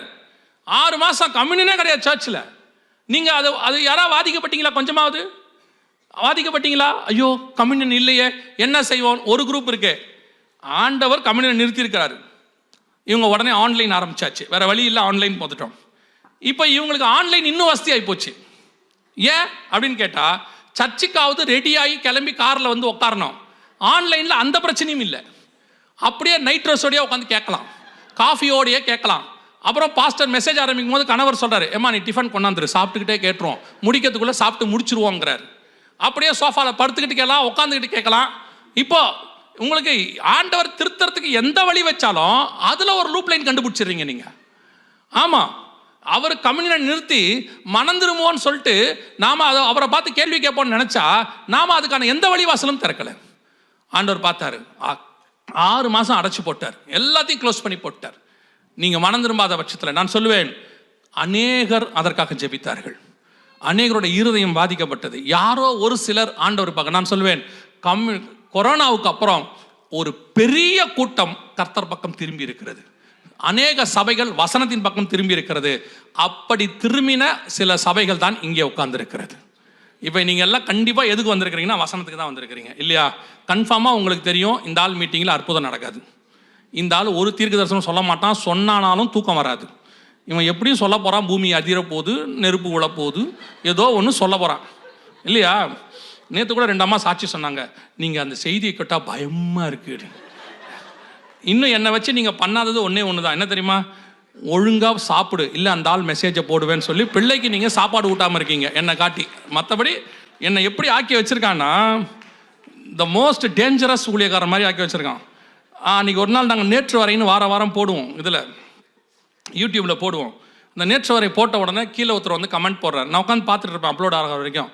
அவர் கமெண்ட் போடுறாரு, அந்த கமெண்ட்டில் எழுதுறாரு, ஆண்டவா இந்த ஆள் இன்னைக்காவது நல்லபடியாக பேசட்டும் ஆண்டவான்னு கமெண்ட் போடுறாரு. எப்படிப்பட்ட ப்ரேயர் பாருங்க இல்லை? கவனிங்க, அப்போ சபை என்பது ஆண்டவர் ஏதோ கிருபையா இப்போ நமக்கு இறங்கி இருக்கிறார், மீண்டும் வர வச்சிருக்கிறார். வசனத்துக்காக இப்படி ஒரு கூட்டம் உருவாகி இருக்கிறது. அதைத்தான் 9ஆம் அதிகாரம் 4வது வசனம் ஓசியாவின் புஸ்தகம். ஆண்டவரை விட்டு தூரம் போன போது கர்த்தர் கம்யூனியனையும் நிறுத்தி வைத்தார். உங்களுக்கு ஒரு எச்சரிப்பை நான் சொல்லுகிறேன், கவனிங்கள். இது ஃபர்ஸ்ட் ஃபேஸ், இது ஒரு அடையாளம். கம்யூனியனை நிறுத்தினது. இந்த தடவை கர்த்தர் நம்ம மேலே கை வைக்கல. நல்லா நான் சொல்றது புரியுதா? உடன்படிக்கையை மட்டும்தான் என்ன பண்ணாரு? ஸ்டாப் பண்ணாரு, மனம் திரும்புங்கன்னு சொன்னார். இப்போ திருப்பி உங்களுக்கு ஆண்டவர் கொடுக்குற எச்சரிப்பு, இந்த தடவை கம்யூனியனில் கை வைக்க மாட்டார், நம்ம மேலே தான் கை வைப்பார். ஏன்னா வருகை நெருக்கமாயிடுச்சு. ஒரு தடவை சொல்லி கேட்காவிட்டால் கர்த்தர் வேறொன்றை கை வைப்பார். கொரோனாவில் உங்களுக்கு வச்சது வேற, அடுத்து வரக்கூடியது மிக மோசமான காலம். வெரி வெரி டேஞ்சரஸ் டைம் வந்துட்டு இருக்கு. வருகைக்கு முன்னாடி அதை நடக்கணும், அதை ஒட்டி தான் வருகையும் நடக்கணும். அப்போது இதுதான் நாம் மனம் திரும்பி அவரோடு கூட இருக்க வேண்டிய ஒரு காலகட்டம். இல்லை பழையபடி நான் அப்படியே தான் இருப்பேன், எந்த மாற்றமும் கிடையாது, நான் உலகத்தில் செய்யக்கூடிய எல்லா பாவத்தையும் செய்வேன், சர்ச்சுக்கும் வந்துட்டு போயிடுவேன் அப்படின்னா அடுத்து கர்த்தர் சபையை கை வைக்க மாட்டார், கம்யூனியனை கை வைக்க மாட்டார், நம்மளை தான் கை வைப்பார். நல்லா புரிஞ்சுக்கோங்க, இது கர்த்தர் கொடுத்ததான எச்சரிப்பு. அதைத்தான் நான் உங்களுக்கு சொல்லுகிறேன். இந்த காலகட்டத்தில் மிக முக்கியமான தீர்க்க தரிசனங்கள் எல்லாம் இந்த கொரோனா பீரியடை ஒட்டி நிறைய தீர்க்க தரிசனங்கள் ஓசியாவில் உள்ளதெல்லாம் நிறைவேறிச்சு. அதில் 2-3 மாத்திரம் பார்த்துட்டு முடிக்கலாம். வாசிங்க, ஓசியாவின் புஸ்தகம் 12ஆம் அதிகாரம் 1வது வசனம் வாசிங்க. ஓசாயா சாப்டர் 12 verses 1 வாசிங்க பார்ப்போம். இந்த வசனத்தை நல்லா கவனிங்க. ஒரு 3-4 முக்கியமான ப்ராபசிஸ் அது உள்ள இருக்கு. அந்த 3 நாளையும் நம்ம பார்க்க போகிறோம். முதலாவதாக, எப்ராயிம் காற்றை மேய்ந்து கொண்டல் காற்றை பின்தொடர்கிறான். அப்படின்னா என்ன அர்த்தம்? காற்றை மேய முடியுமா? நான் கேட்கறது புரியுதா? காற்றை என்ன செய்ய முடியுமா? மேய முடியுமா? மேய்தல்னா என்ன? நம்மளை பொறுத்த வரைக்கும் மேய்தல்னா என்ன? ஆண்டவர் என்ன செய்கிறாரு? நம்மளை புல்லுள்ள இடங்களில் மேய்த்து அமர்ந்த தண்ணீரண்டையில் நடத்துகிறார் அப்படின்னு இருக்கு. எப்ராயிம் காற்றை மேய்ந்து ஃபீட்ஸ் அப்படின்னு இருக்கு. காற்றை மேய்ந்துனா என்ன அர்த்தம்? இப்போ நீங்கள் சங்கீதம் புஸ்தகம் 23 வாசிக்கிறீங்க, கர்த்தர் என்னை புல்லுள்ள இடங்களில் மேய்த்து அமர்ந்த தண்ணீரண்டையில் நடத்துகிறார். புல்லுள்ள இடங்களில் மேய்த்து அப்படின்னா என்ன அர்த்தம்? நம்மளை கொண்டு போய் புல் இருக்கிற இடத்துல ஆண்டவர் விடுறாரா? அவரோட ஸ்பிரிச்சுவல் தாட் என்னன்னு கேட்டிங்கன்னா, ஆண்டவர் நமக்கு ஸ்பிரிச்சுவலி என்ன கொடுக்குறாரு? ஆகாரம் கொடுக்குறாரு, ஃபீட் பண்ணுறாரு. அதனாலே நம்ம என்ன ஆகிறோம்? பலனடைகிறோம். அதே மாதிரி காற்றை மேய்தல் என்றால் என்ன? காற்று தான் நமக்கு என்னவா இருக்குது? ஃபீடு, சாப்பிட்றதுக்கு காரணமாக இருக்கிறது. சர்வைவலுக்கு அதான் காரணமாக இருக்குன்னு அர்த்தம். நம்ம யாராவது காற்றை சாப்பிட்டு வாழ்கிறோமா? யாராவது காற்றை சாப்பிட்டு வாழ்கிறோமா? இல்லையா? நீங்கள் இன்னைக்கு வாழ்கிறதே காற்றுனால மட்டும்தான். நான் ஆக்சிஜனை பற்றி சொல்லலை. I'm not talking about oxygen. உங்களுடையதான மொத்த சர்வைவலும் base depends upon the wind. என்ன தெரியுமா? சும்மா ஒரு அடிப்படையாக சொல்கிறேன். செல்ஃபோன் இருக்குல்ல, எப்படி வேலை செய்யுது? எதன் அடிப்படையில் வேலை செய்யுது? காற்று இல்லாவிட்டால் செல்ஃபோன் வேலை செய்யாது. உங்களுடைய மெசேஜஸ் ஃபுல்லாக எதில் ட்ராவல் ஆகுது? காற்றுல ட்ராவல் ஆகுது. டிவி ஸ்டேஷன்ஸ், உங்களுடையதான சேட்டிலைட்ஸ்லேருந்து வரக்கூடியதான இன்ஃபர்மேஷன்ஸ், உலகத்தில் இருக்கக்கூடிய எல்லா சேனல்ஸ், நீங்கள் அனுப்பக்கூடியதெல்லாம் கொரோனாவுக்கு முன்னாடி இருந்ததை விட கொரோனாவுக்கு பின்னாடி பார்த்தீங்கன்னா, கொரோனா பீரியட்லேருந்து எல்லாமே டிபெண்டபிள் ஆன் விண்ட். இப்போ நீங்கள் சொல்கிறீங்களா ஆன்லைன்னா என்ன? நீங்கள் எல்லாமே எதில்? வைஃபை, ப்ளூடூத் எல்லாம் எதில் ட்ராவல் ஆகுது? ப்ளூடூத்தில் ஒரு வைஃபை. நீங்கள் வாட்ஸ்அப்பில் வந்து ஒரு மெசேஜ் அனுப்புகிறீங்க, இல்லை ஒரு வீடியோ அனுப்புகிறீங்க, இல்லை ஒரு இமேஜ் அனுப்புகிறீங்க. எப்படி இங்கே இருக்கிறது இந்தியாவில் இருக்கிறவங்களுக்கோ யூஎஸில் இருக்கிறவங்களுக்கோ உங்கள் கையில் இருக்கிறது ஒரு சின்ன இன்ஸ்ட்ருமெண்ட், அவ்வளோதான். ஒரு சின்ன இன்ஸ்ட்ருமெண்ட் இப்படி வச்சுருக்கிறீங்க. அவங்க கையில் ஒரு சின்ன இன்ஸ்ட்ருமெண்ட் இருக்குது. ரெண்டுத்துக்கு பேர் நடுவில் என்ன இல்லை? எந்த விதமான ஒயர் கனெக்ஷனோ தொடர்போ இல்லை. எப்படி நீங்கள் அனுப்புறது அடுத்த செகண்ட் அங்கே போகுது? எது வழியாக போகுது? இந்த டிரான்ஸ்ஃபர்மேஷன் மோட் என்ன? டிரான்ஸ்போர்ட் மோட் எது? காற்று தான். நீங்கள் அனுப்புகிற மெசேஜ், நீங்கள் பேசுறது, நீங்கள் அனுப்புறதுக்கூடிய வீடியோஸ், இமேஜஸ், இது ஒன்லி நாட் ஓன்லி வாட்ஸ்அப்பில் நான் சொல்கிறேன். இப்போது கொரோனாக்கு அப்புறம் உங்கள் படிப்பு எதில் வந்துருச்சு? Online classes. உங்கள் ஒர்க் ஃப்ரம் ஹோம் ஆன்லைன். உங்களுடையதான பேங்க் அக்கௌண்ட்ஸ் பேமெண்ட்ஸ் எதில் இருக்குது? இப்போ ஆன்லைன். எல்லாமே எதில் போயிட்டு இருக்குது? ஆன்லைனில் போயிட்டு இருக்கு. அதைத்தான் காற்றை மேய்ந்து அப்படின்னு இருக்கு. காற்றை மேய்ந்து கொண்டல் காற்றை பின்தொடர்கிறான். கொண்டல் காற்றுனா என்ன தெரியுமா? அந்த வசனம் என்ன சொல்லுது பாருங்க. வின் ஃப்ரம் ஈஸ்ட்னு இருக்கும். இங்க இருக்கு பாருங்க, ஈஸ்ட் விண்ட் அப்படின்னு இருக்கு. ஈஸ்ட் விண்டை எடுத்து பாருங்க, பைபிள் முழுக்க இந்த விண்டுக்கு ஆண்டவர் கொடுக்குற இம்பார்ட்டன்ஸ் ரொம்ப இருக்கும். இது ஒரு தனி பாடம். தானியேல் புஸ்தகம் 7ஆம் அதிகாரம் 2-3 வசனத்துல வாசிச்சு பார்த்தீங்கன்னா, பூமியின் 4 திசையிலிருந்து 4 காத்துகள் பெரிய சமுத்திரத்தின் மேல் வீச கண்டேன், ஒவ்வொரு காத்துல இருந்தும் ஒரு மிருகம் எழும்பி வந்ததுன்னு இருக்கும். காத்து என்பது ஸ்பிரிட், உங்களுக்கு தெரியும், ஆவியா இருக்கு ஸ்பிரிட். தம்முடைய தூதர்களை அவர் எப்படி பயன்படுத்துகிறார்? காற்றுகளாக பயன்படுத்துகிறார். சங்கீத புஸ்தகம் சொல்லுது இல்லையா, தம்முடைய தூதர்களை காற்றுகளாகவும் தம்முடைய ஊழியக்காரர்களை அக்கினி சுவாலையாகவும் கர்த்தர் பயன்படுத்துகிறார். அப்ப காற்று என்பது எதன் அடிப்படையில் இருக்குது? ஸ்பிரிட். ஈஸ்ட்ல இருந்து வரக்கூடியதான காரியம், அதை நீ பின்தொடரணும். அதுதான் சொல்றேன். இது நான் படிச்சதை வச்சு உங்களுக்கு சொல்றேன். 4G வரைக்கும் எல்லாமே வெஸ்ட், ஆனா 5G 6G 10G வரைக்கும் இருக்கு, எல்லாமே ஃப்ரம் ஈஸ்ட். 5G வந்து ஃப்ரம் ஹுவே நிறுவனத்தை சார்ந்தது. 6G வந்து சைனாவுது. 10Gயும் ஜப்பான் சைனால இருந்து வந்துட்டு இருக்கு. இப்போ 5Gக்கு அப்புறம் வரது எல்லாமே பார்த்தீங்கன்னா ஈஸ்ட். இப்போ ஈஸ்டர்ன் சைட்ல இருந்து வரக்கூடிய ராஜாக்கள் தான் கடைசியாய் வருவாங்கன்னு சொல்லி ரெவலேஷன், வெளிப்படுத்தின விசேஷம் 16ஆம் அதிகாரம் 12-13 வசனம் சொல்லுது. ஸோ அப்போ ஈஸ்ட் ராஜாக்கள் நல்லா கவனிச்சு பார்த்தீங்கன்னா அமெரிக்கா வீழ்ச்சி அடையுது உங்க கண்ணுக்கு முன்னாடி. இப்போ அவங்களுக்கு மாற்றா யார் வரணும் பார்த்தீங்கன்னா சைனா வருது மேலே. சைனாவும் இந்தியாவும் ஒன்னா சேர்ந்துருக்கு ஒரு வாரமா. இவங்க 2 பேருமே ஈஸ்டர்ன் கிங்ஸ். ஈஸ்ட்ல இருந்து வரக்கூடியதான காற்று. இப்போ இந்த காற்றை பின்தொடர்கிற காலம் இதான் நடக்குது. இப்போ உங்களுக்கு தெரிய வேண்டியது என்னன்னா, இது காற்றை அடிப்படையாய் கொண்ட காலம். காற்று தான் நம்மளுடைய பேஸ். உங்களுடைய சர்வைவலுக்கு காத்து தான். காத்து இல்லாம நீங்க எந்த வேலையும் இப்ப செய்ய முடியாது. விமானம் கூட பறக்காது. உங்களுக்கு தெரியும், காத்தை கிழிச்சிட்டு தான் என்ன செய்யும்? விமானம் பறக்கும். காத்து இல்லாத இடத்துல விமானம் என்னவாகும்? ஏர் பாக்கெட்ஸ் சொல்லுவாங்க, கேள்விப்பட்டிருக்கீங்களா? பொத்துன்னு கீழே விடும். 1000 அடி 2000 அடி வரைக்கும் கீழே விடும். அப்படியே கீழே வந்து விடும். காத்து தான் எல்லாத்துக்கும் பேஸ். கடைசி காலத்தில் பிசாசு காற்றுல கிரியை செய்யும்னு பைபிள் சொல்லுது. அந்த வசனம் வாசிங்க. இப்போ எந்த காத்து நீங்களே புரிஞ்சுக்கோங்க. எபேசியருக்கு நிருபம் 2ஆம் அதிகாரம் எபிசியன்ஸ் 2:2 வாசிங்க பார்ப்போம். 2வது வசனம் வாசிங்க. எபேசியர் 2:2 வாசிங்க. அவைகளில் நீங்கள் முற்காலத்திலே இவ்வுலக வழக்கத்திற்கு ஏற்றபடியாகவும் இவ்வுலகத்தின் வழக்கத்துக்கு ஏற்றபடியாகவும் கீழ்ப்படியாமின் பிள்ளைகளிடத்தில் இப்பொழுது கிரியை செய்கிற ஆகாயத்து அதிகார பிரபுவாகிய, ஒரு நிமிஷம், ஆகாயத்து அதிகார பிரபு இங்கிலீஷ்ல என்ன இருக்கு? பிரின்ஸ் ஆஃப் த ஏர் இருக்கா? கடைசி காலத்தில் காற்றினுடைய அதிபதி கிரியை செய்யும், பிரின்ஸ் ஆஃப் த ஏர். இப்போ அதுதான் இப்போ கிரியை செஞ்சுக்கிட்டு இருக்குது. டோட்டல் பூமியையும் காற்றை கொண்டு தான் கண்ட்ரோல் பண்றாங்க த்ரூ சேட்டிலைட்ஸ். நீங்க சும்மா சொல்றீங்க, மேலே சேட்டலைட்டை விட்டு வச்சிருக்காங்க, சேட்டலைட் தான் கண்காணிக்குது. எல்லா சிசிடிவியும் சேட்டலைட்டோட கனெக்ட் ஆயிருக்குது.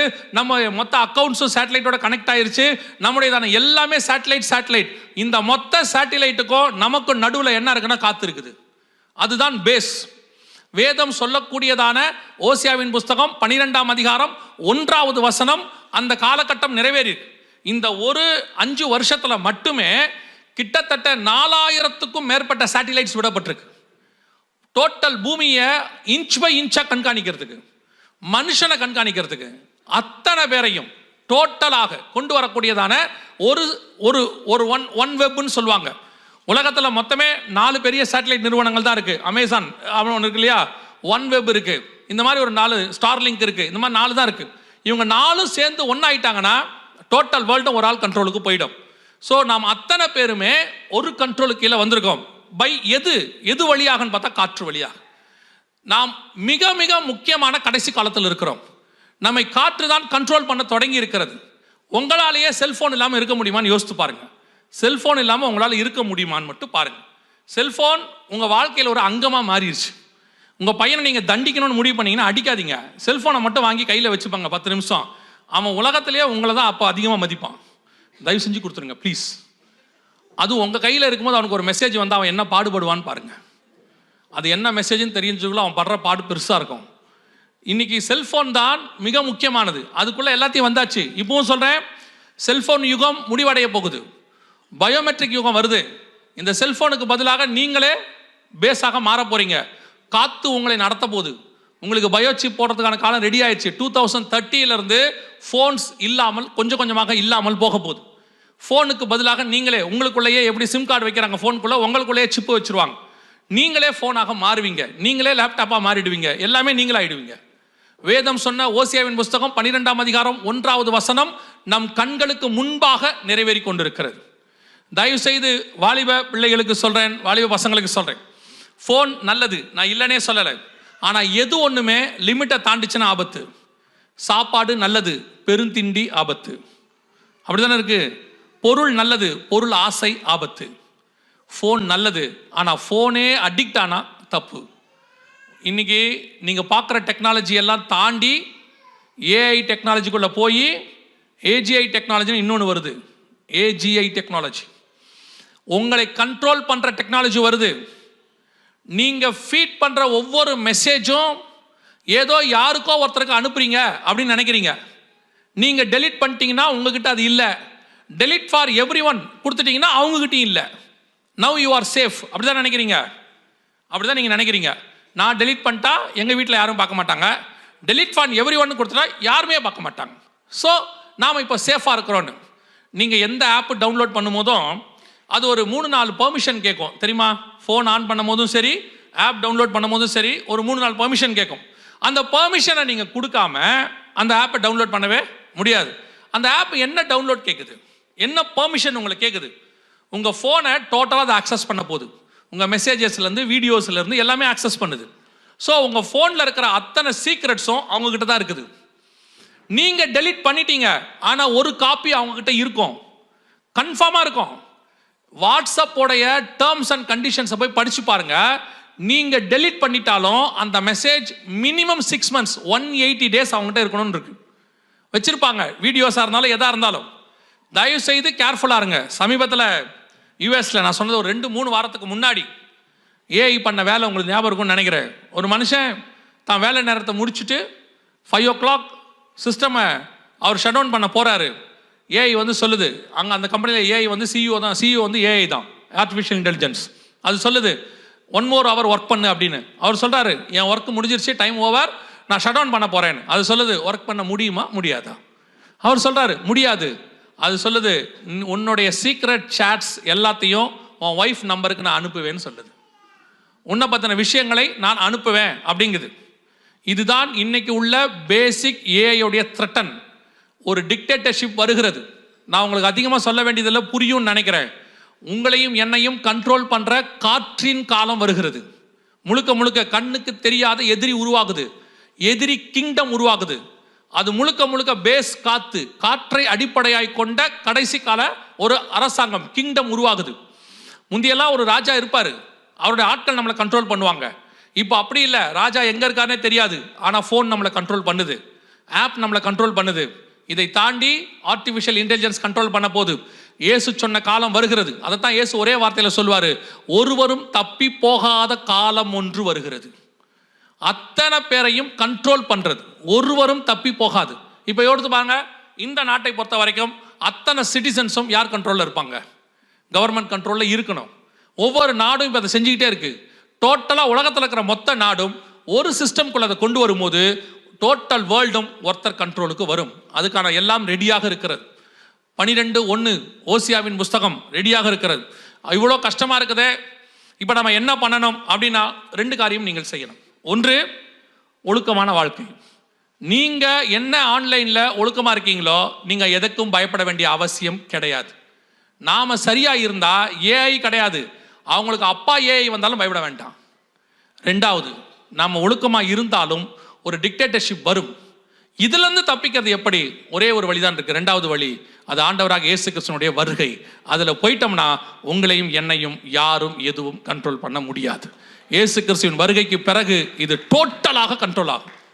அதுக்கு முன்னாடி உங்களை என்னையும் மீட்க விரும்புகிறார் ஆண்டவர். உபத்திரவ காலத்திற்கு முன்பதாக உங்களை காப்பாற்ற என்னையும் காப்பாற்ற விரும்புகிறார். அதுக்கு தான் இது உங்களுக்கு சொல்லப்படுது. திருப்பியும் சொல்கிறேன், இது ஒரு ரொட்டீன் உங்கள் சர்ச்லேயோ அல்லது உங்களுடைய ஏரியாவில் நடக்கிற மீட்டிங் இல்லை. ஏதோ வருஷத்துக்கு ஒரு தடவை ஒரு கன்வென்ஷன் 2 நாள் வைப்பாங்கன்ட்டு. முழுக்க முழுக்க நோவா நீதியை பிரசங்கித்தது போல, எரேமியா நேபுகாத் நேச்சார் வருகிறான் என்று முன்னறிவித்தது போல உங்களையும் உங்கள் குடும்பங்களையும் வரப்போகிற மிகப்பெரியதான காலத்திற்கு தப்புவிக்கும்படி கர்த்தர் இப்பொழுதே உங்களுக்கு ஒரு வாய்ப்பை கொடுக்கிறார். ஆண்டவர் உங்கள் இடத்துக்கு வந்து சொல்லுகிறார். அதை கேட்டு மனம் திரும்பி நீங்களும் உங்கள் பிள்ளைகளும் நோவாவை போல தயாராயிட்டீங்கன்னா வரப்போகிற பெரிய பேரழிவிலிருந்து உங்களை காப்பாற்ற கர்த்தர் வல்லமை உள்ளவராக இருக்கிறார். அல்லேலூயா. அதே ஓசியாவின் புஸ்தகம் 12ஆம் அதிகாரம் 1வது வசனத்தை திருப்பி வாசிங்க பார்ப்போம். எப்ரேயிம் காற்றை மேய்ந்து கொண்டை காற்றை பின்தொடர்கிறான். அவன் நாள்தோறும் பொய்யையும் கேட்டையும் வர்த்திக்க பண்ணி. இந்த லைனை பாருங்க. இதுதான் இன்னைக்கு நீங்க யூஸ் பண்ற மீடியா. நாள்தோறும் பொய்யையும் கேட்டையும் வர்த்திக்க பண்ணி. he daily increases lies and desolation. இன்னைக்கு மீடியாவில் என்ன இருக்குன்னு நினைக்கிறீங்க? நீங்க மீடியாவில் பார்க்கறது ஒன்று உண்மையாக இருக்கும், ஆனால் அந்த உண்மை கேடாக இருக்கும். உங்களுக்கு தேவையான உண்மையாக இருக்காது. நீங்கள் யோசிச்சு பாருங்க, நிறைய உண்மை வருது. அந்த உண்மையெல்லாம் எதுவாக இருக்குது? அந்த விளையாட்டு வீரருக்கு எத்தனாவது கல்யாணம், அந்த நடிகைக்கு எத்தனாவது கல்யாணம், அந்த அரசியல்வாதி என்ன பண்ண போறாரு, இதில் உங்களுக்கு என்ன நன்மை இருக்குது? ஆனால் உண்மை. சில நேரத்தில் நன்மையான காரியம் வரும், ஆனால் பொய்யா இருக்கும். அதில் மிக முக்கியமான பொய், உங்கள் வழுக்கு தலையில் முடி வளரும். இந்த எண்ணெயை போட்டால் உடனடியாக வளரும். வளராது. ஆனால் நன்மை கேட்க எப்படி இருக்கு? நன்மை. ஆனால் என்னது அது? பொய். எல்லாம் பொய். நீங்களே பாருங்க, கொரோனா நேரத்தில் நீங்கள் எத்தனை பேர் டாக்டராக மாறினீங்க? பாதி பேர் டாக்டர் ஆனீங்களா இல்லையா? வாட்ஸ்அப்பில் எத்தனை ரெமிடி வந்துச்சு? இஞ்சியை தட்டி போட்டு சுடுதண்ணி போட்டு குடிக்கவும், மிளகை அரைத்து போடவும், வெங்காயத்தை ஊற வச்சு தின்னவும் வந்துச்சா இல்லையா? நீங்களும் பிடிக்காததே ஒன்றுமே கிடையாது. பத்தாவதுக்கு ஏற்கனவே பரிசுத்தாவியை பெற்ற நம்மளை பார்த்து டெய்லி வாட்ஸ்அப்பில் வந்தது ஆவியை பிடிக்கவும். எந்த ஆவியை பிடிக்கிறது? ஒரு ஆள் பாவம், அவருக்கு ஆவி பிடிக்கிறது என்னன்னு தெரியல போல, யாரோ சொல்லிட்டாங்க சுடுதண்ணியை வந்து அந்த மூக்குக்குள்ளே நம்ம பிடிச்சா அதுக்கு பேர் தான் ஆவி பிடிக்கிறதுன்னு. அவர் என்ன பண்ணியிருக்காரு, டீ கெட்டில் நல்லா சூடாக்கிட்டு அதுலேருந்து வரக்கூடியது மூஞ்சை வச்சுக்கிட்டு நிற்கிறாரு, வாட்ஸ்அப்பில் போட்டு விட்டுருக்காரு. இந்த டீ கெட்டில் சூடாக்கினா தண்ணி சூடாகி வெளியே வரும்ல, ஸ்டீம் வரும்ல, அதுக்கு நேரம் மூஞ்சை வச்சுக்கிட்டு நிற்கிறாரு, இப்படி ஆவி பிடிக்கிறாரு. இன்னைக்கு இதான் வர்றது எல்லாம். எது போய் ஒருத்தன் போடுறான், முடி அப்படியே வளர்ந்து ரோட்டில் ஓடுது. ஏதாவது வாய்ப்பு இருக்குமா? யோசித்து பாருங்க. இது வந்து அமேசான் காட்டுக்குள்ளிருந்து நாங்கள் கொண்டு வந்த மூலிகைன்றான். முதல்ல அவனுக்கு அமேசான் பிரைமே என்னன்னு தெரியாது, அமேசான் காடுங்கிறது அப்புறம். இதுதான் நீங்க என்ன செய்றீங்க, விரும்புறீங்க. ஒன்று நன்மையா இருக்கு ஆனால் பொய்யா இருக்கு, இல்லை உண்மையா இருக்கு கேடா இருக்கு. வசனம் சொல்லுது, நாள்தோறும் பொய்யையும் கேட்டையும் வர்த்திக்க பண்ணி. தயவு செய்து இந்த மீடியாவில் வரக்கூடிய எந்த நியூஸையுமே ஆராய்ந்து பார்த்து, பவுல் சொல்றாருல, தீர்க்க தரிசனத்தை அற்பமாக எண்ணாதிருங்கள், ஆனாலும் ஆராய்ந்து பார்த்து நலமானதை பிடித்துக் கொள்ளுங்கள். மீடியாவில் வரத எல்லாத்தையும் நம்பாதீங்க. எல்லாமே உண்மைன்னு சொல்ல முடியாது. என்ன பொறுத்த வரைக்கும் 50-50 கிடையாது, 70-30. 70% பொய். அது அதில் வர்றது நிறைய விஷயம் போய். ஒரே ஒரு நியூஸ் தான் போட்டாங்க அன்னைக்கு, மியான்மரில் பெரிய பூகம்பம் வந்துச்சு, உங்க எல்லாருக்கும் தெரியும், எர்த்குவேக் வந்துச்சு. ஒரு சேனலில் பார்க்குறேன் 10,000 பேர்னு போடுறான், இன்னொரு சேனலில் பார்க்குறேன் 20,000 பேர்னு போடுறாங்க, இன்னொரு சேனலில் பார்க்குறேன் இன்னும் மீட்பு பண்ணி தொடங்கவில்லைன்னு போடுறான். ஒரே எர்த்குவேக்கு 3 பேர் 3 நியூஸ் போடுறான். இதில் எது உண்மை? இப்போ நமக்கு என்ன தெரியும்? நம்ம என்ன பார்த்துருக்கோம்? நம்மளை பொறுத்த வரைக்கும் மீடியாவில் வந்துட்டா உண்மை அப்படின்னு நம்புகிறோம். தயவு செய்து மீடியாவில் 70% பொய் வருது. உங்களுக்கு தேவை என்ன அதை மட்டும் பாருங்க. மிக முக்கியமாக இந்த ஃபார்வேர்டுன்னு ஒரு ஆவி இருக்குது உங்க எல்லாருக்கும். அந்த ஆவிக்கு பேர் ஃபார்வேர்டு ஆவி. எதை ஒன்னையும் ஃபார்வேர்ட் பண்ணாமல் தூக்கமே வராது.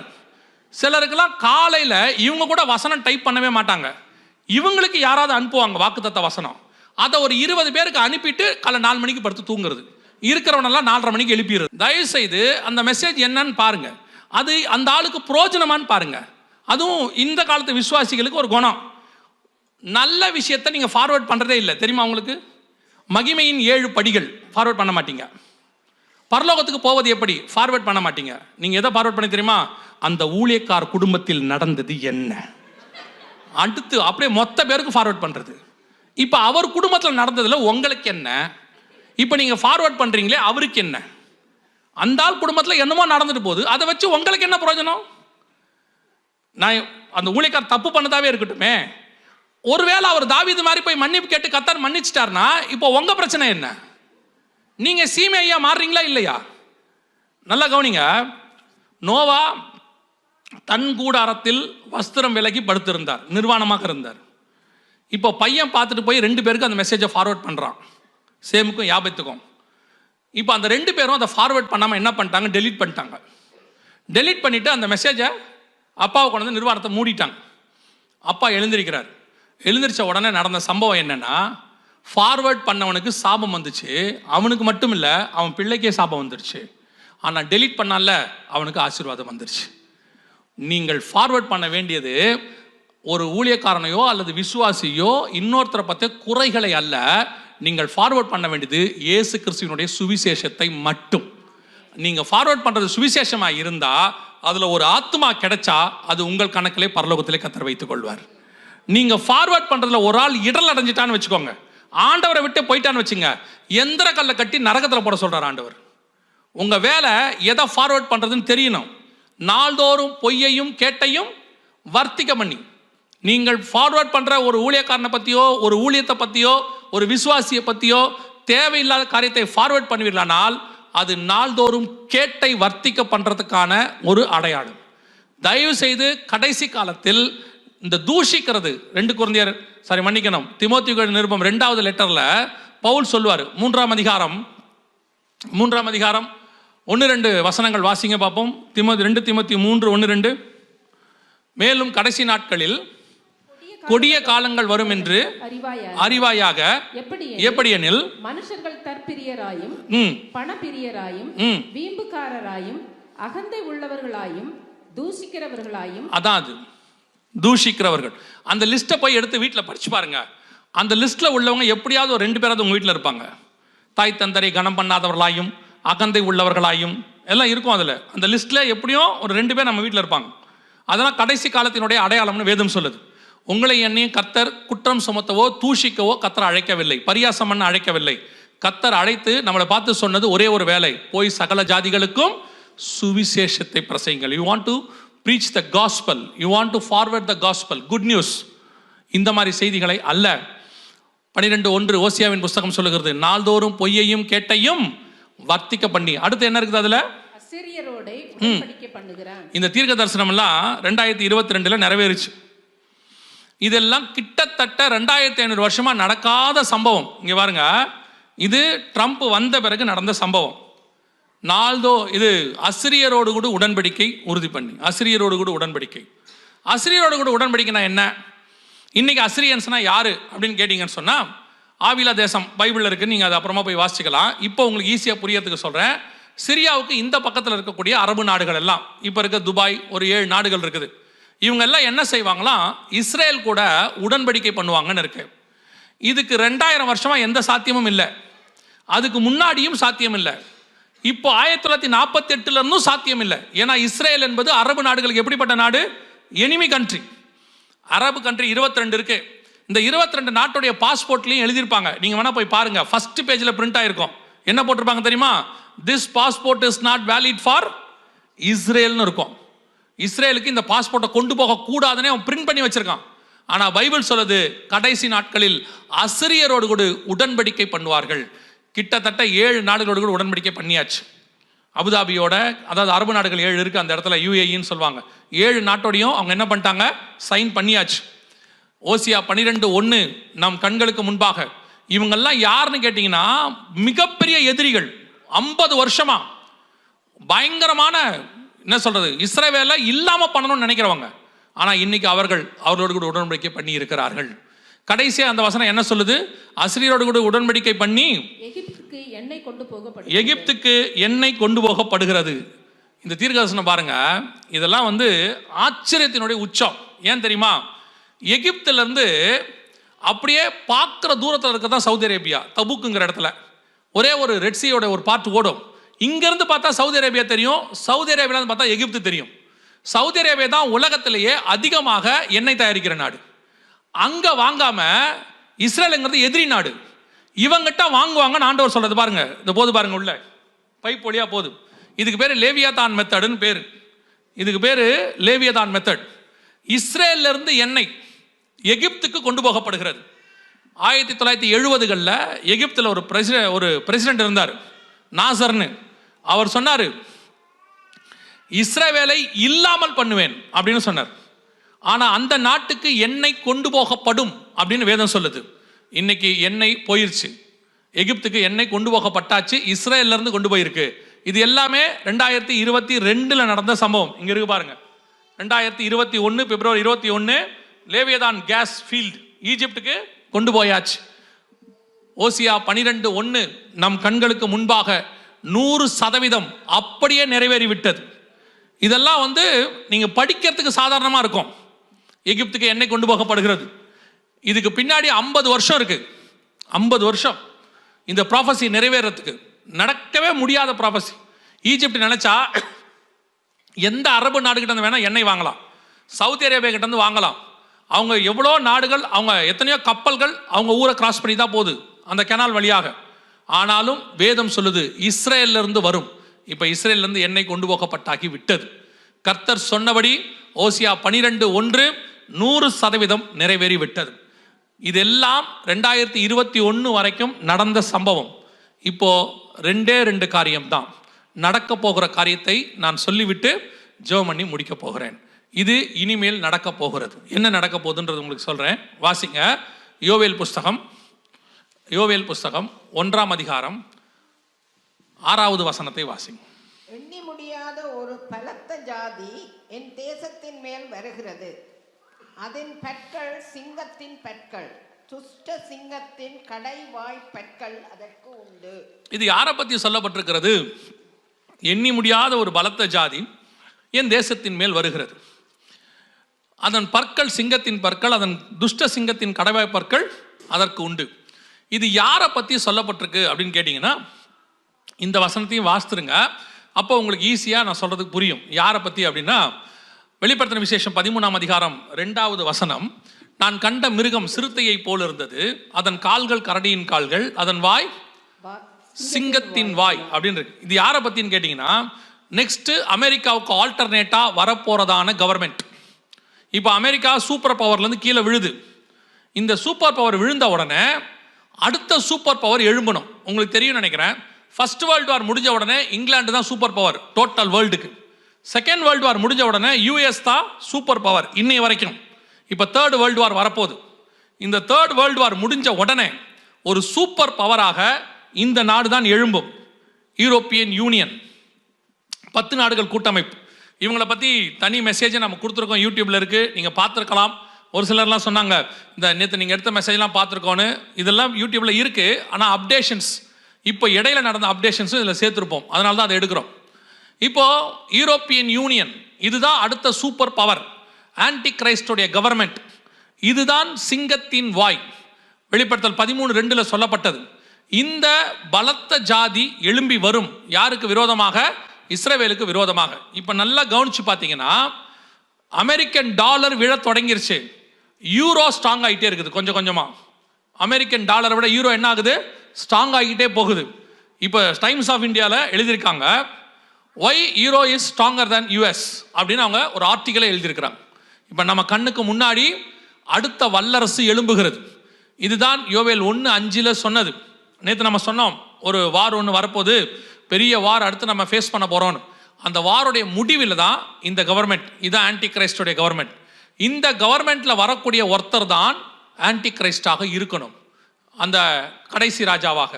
அந்த ஆன்டி கிரைஸ்ட் வருவதற்கு முன்பதாகத்தான் உங்களையும் என்னையும் மீட்க வருவேன் என்று இயேசு வாக்கு பண்ணி இருக்கிறார். அல்லேலூயா.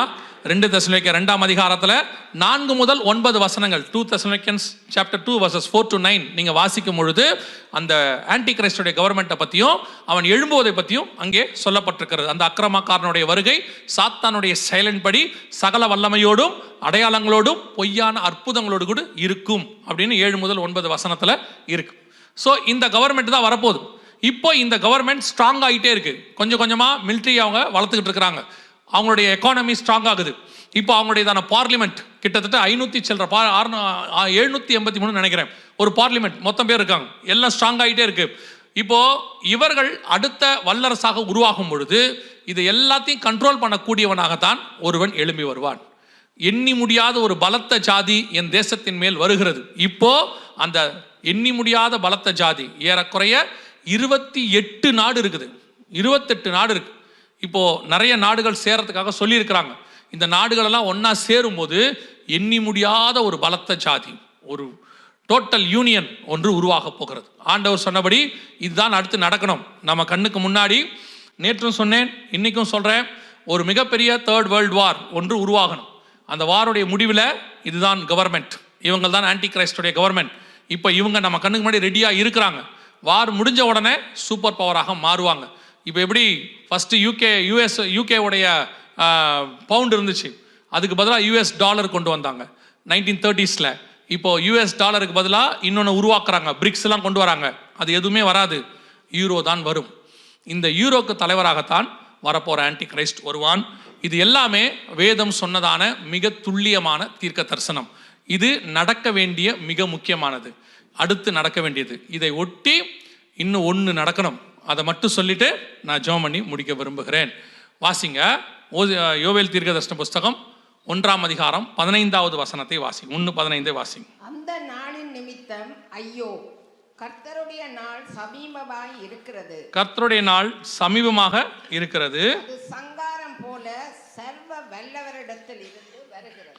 சங்காரம் போல சர்வ வல்லவரிடத்திலிருந்து வருகிறது. இது யோவேல் 1:15. 2:1 வாசிங்க பார்ப்போம். யோவேல் 2:1.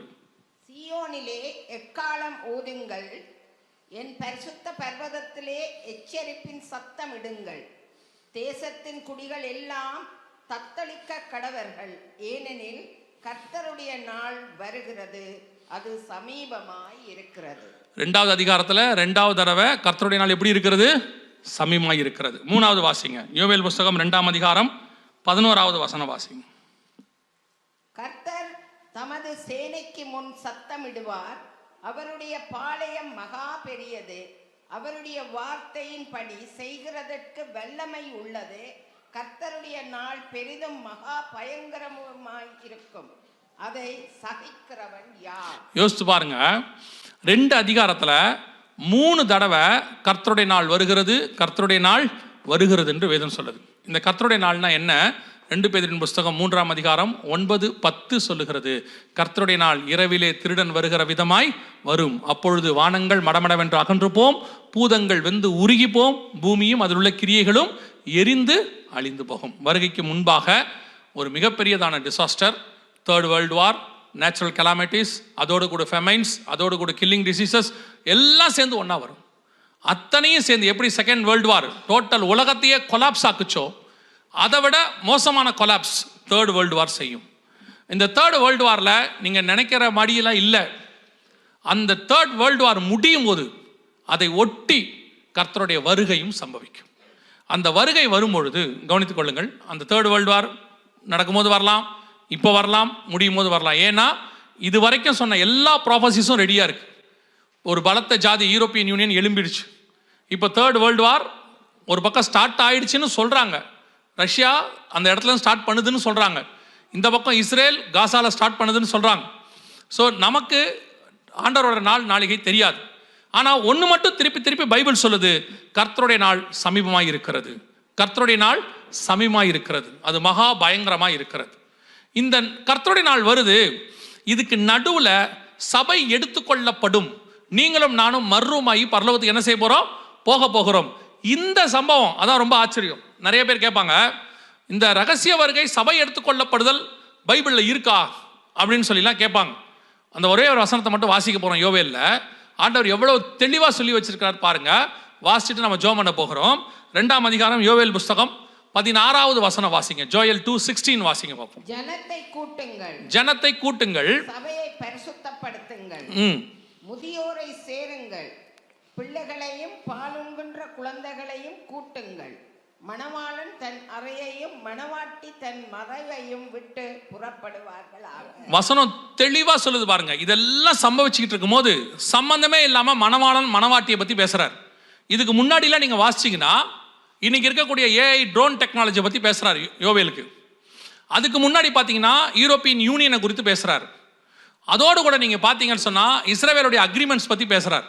இந்த எந்த இடத்திலுமே மணவாளன் மணவாட்டிக்கான எந்த ஒரு கான்செப்டுமே கிடையாது. அதுக்கு முன்னாடி நீங்கள் 4வது வசனத்திலிருந்து நீங்கள் வாசிச்சு பாருங்க. முழுக்க முழுக்க ஒரு ஹை லெவல் டெக்னாலஜி. இன்னைக்கு நீங்கள் அந்த டெக்னாலஜியை பார்க்க முடியும். அந்த வசனத்தெல்லாம் நீங்கள் வாசிச்சிங்கன்னா அது பலகனி வழியாய் நுழைகிறது. இன்னைக்கு ட்ரோன் டெக்னாலஜின்னு ஒன்று இருக்கு. இது நாங்கள் வந்த இடத்துல இருந்து சொல்கிறோம். யோவேல் 2ஆம் அதிகாரம் நிறைவேற தொடங்குது. நம்ம கண்ணுக்கு முன்னாடி அது நடக்க ஆரம்பிச்சிருச்சு அப்படின்னு சொல்கிறோம். ஒருவேளை நீங்கள் பார்க்குறதா அந்த வசனம் மட்டும் ஒரே ஒரு வாட்டி வாசிங்க, நான் உங்களுக்கு அதோட எவிடன்ஸ் மட்டும் காட்டுறேன். 2ஆம் அதிகாரம் யோவேல் புஸ்தகம் 2ஆம் அதிகாரம் 9வது வசனம் வாசிங்க. 8-9 வாசிங்க. 8-9 2 வாசிங்க. ஒன்றை ஒன்று நெருக்காது, ஒவ்வொன்றும் தன் தன் பாதையில் செல்லும், அவைகள் ஆயுதங்களுக்குள் விழுந்தாலும் காயப்படாமல் போகும். அவைகள் பட்டணம் எங்கும் செல்லும், மதிலின் மேல் ஓடும், வீடுகளின் மேல் ஏறும், பலகணியின் வழியாக திருடனை போல உள்ளே நுழையும். நல்லா கவனிங்க, இது ட்ரோன் டெக்னாலஜி. இது இப்ப இல்ல, இது வந்து கிட்டத்தட்ட 6 வருஷத்துக்கு மேல ஆகுது. கொரோனாவுக்கு முன்னாடி வந்தது. இது வந்த போதே நாங்க சொன்னோம், யோவேலுடைய 2ஆம் அதிகாரத்தினுடையதான பேசிக் இதுதான். இப்போ இதோட அட்வான்ஸை நீங்க பார்த்துக்கிட்டு இருக்கிறீங்க. ஏஐ ட்ரோனை பார்த்துக்கிட்டு இருக்கிறீங்க. இது ட்ரோன் வந்த புதுசு. அப்பவே சொன்னோம், இதுல பாத்தீங்கன்னா பலகணி வழியாய் நுழையும், அது ஒன்றை ஒன்று நெருக்காது, பட்டணங்கள் மேல் ஓடும். இந்த வீடியோ மட்டும் பாருங்க, 3 மினிட்ஸ் ஓடும். இந்த வீடியோ பாருங்க. இது வந்து பாத்தீங்கன்னு சொன்னா இது ஒரு வெப்பன், மனுஷங்களை கொல்ற வெப்பன். இந்த நீங்க யோவேல் 2ல வாசிச்சீங்கன்னா ஜனங்கள் அதுக்கு முன்பாக கலங்குவார்கள்னு இருக்கும். அந்த வசனம் அப்படியே இருக்கும். 6வது வசனத்தில் இருக்கு, அவைகளுக்கு முன்பாக ஜனங்கள் நடுங்குவார்கள், எல்லாருடைய முகமும் கருகி போகும் அப்படின்னு இருக்கு. இப்போ அந்த ட்ரோன் டெக்னாலஜி எப்படி யூஸ் பண்றாரு பாருங்க. 3mm அதுல வந்து வெடிபொருள் இருக்கு. இதுல வந்து உங்களுடைய ஐசி நம்பரை கொடுத்துட்டா போதும், இல்லை உங்க போட்டோவை கொடுத்தா போதும். இது எப்படி தேடி வந்து அடிக்கும், அது அவங்க போறாங்க பாருங்க. இப்போ அந்த போட்டோவை கொடுத்தாச்சு. இது வந்து அட்டானமஸ் வெப்பன், இதுக்கு பேரு. இங்க வருது பாருங்க, நேரா வந்து அடிக்கும். இது வந்து விளையாட்டு இல்லை, இது ஏதோ அனிமேஷன் கிடையாது. இது இப்போ இந்த வெப்பன் எல்லாருக்கிட்டையும் இருக்கு. Now they are ready. இதை ஸ்டாப் பண்ண சொன்னாங்க, ஸ்டாப் பண்ண முடியாதுன்னு சொல்லியாச்சு. இது யோவேல் 2ஆம் அதிகாரத்தினுடையதான ப்ரொஃபட்டிக்கல் ஃபுல்ஃபில்மெண்ட். இது this is a power of a single unit. இது இப்போ என்ன, திஸ் வெப்பன் இஸ் இப்போ எப்படி பாருங்க, இதை எப்படி ஜனங்கள் மேல யூஸ் பண்ண போறாங்க அப்படின்னு இவங்க வந்து ஒரு வீடியோ வெளியிட்டு இருக்கிறாங்க. இது வந்து மாடல் வீடியோ. இப்போ நீங்க பார்க்க போறது மாடல் வீடியோ. இது எப்படி இந்த பாருங்க, பலகணி வழியாய் நுழையும், அங்க இருக்கு பாருங்க, ஒன்றை ஒன்று நெருக்காது. எப்படி இருக்கு பாருங்க, அந்த வசனம் அப்படியே இருக்கும். பலகணி வழியாய் நுழையும், ஒன்றை ஒன்று நெருக்காது, பட்டணந்தோறும் செல்லும். அந்த வசனம் எப்படி நிறைவேறுது பாருங்க.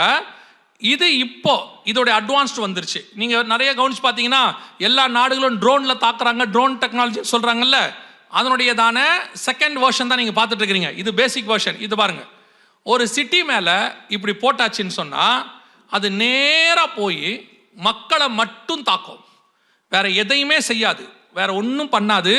இதோட ஒத்த வசனம் வெளிப்படுத்தல் 9:4 இருக்குது. நான் அப்புறமா உங்களுக்கு அந்த வசனத்தை சொல்றேன். இப்போ இதை பாருங்க, இது எப்படி போய் ஜனங்களை தாக்க போகுதுன்னு பாருங்க. இப்போ பட்டணங்கள் மேல செல்லுன்னு இருக்கு இல்லையா, அது எப்படி போக போகுதுன்னு பாருங்க. பைபிள் என்பது நம் கண்களுக்கு முன்பாக நிறைவேறக்கூடிய வசனங்களை கொண்டது. ஏதோ இது வந்துட்டு அந்த காலத்தில் உள்ளதான ஏதோ ஒரு ஹிஸ்டாரிக்கல் புக்கு அப்படின்னு நினைக்கிறீங்க. இது போது பாருங்க, இப்போ இது புறப்பட்டு போகும், ஒவ்வொரு சிட்டிக்கு மேலே போகும். இந்த போது பாருங்க, இது வந்து ஆக்சுவலாக மாடல் வீடியோ தான். இப்போ அவங்க இந்த மாதிரி தான் போக போகுதுன்னு அவங்க சொல்கிறாங்க. மொத்தத்தையும் அவங்க என்ன பண்ணிடுவாங்கன்னா ஸ்டோர் பண்ணிடுவாங்க. ஒரு ஒரு ஒரு டீட்டெயிலாக ஒரு சிட்டியோடைய மொத்த, இப்போ நீங்கள் ஒரு சிட்டியை பற்றின எல்லா காரியமும் சிஸ்டமில் இருக்கும். அதை எடுத்து இதில் கொடுத்துட்டா போதும், துரத்தி அடிக்குது பாருங்க. ஆளை தேடும், அந்த நம்பருக்குரிய ஆள் யாரு, அந்த ஃபேஸ் ரெகக்னிஷன் சிஸ்டம் எல்லாத்தையும் தேடும். இதுதான் இன்னைக்கு உள்ளதான இப்போ உள்ளதான டெக்னாலஜி. இது யோவேல் 2ஆம் அதிகாரத்தில் நீங்க வாசிக்கும் பொழுது 2வது வசனத்திலிருந்து இருக்கு.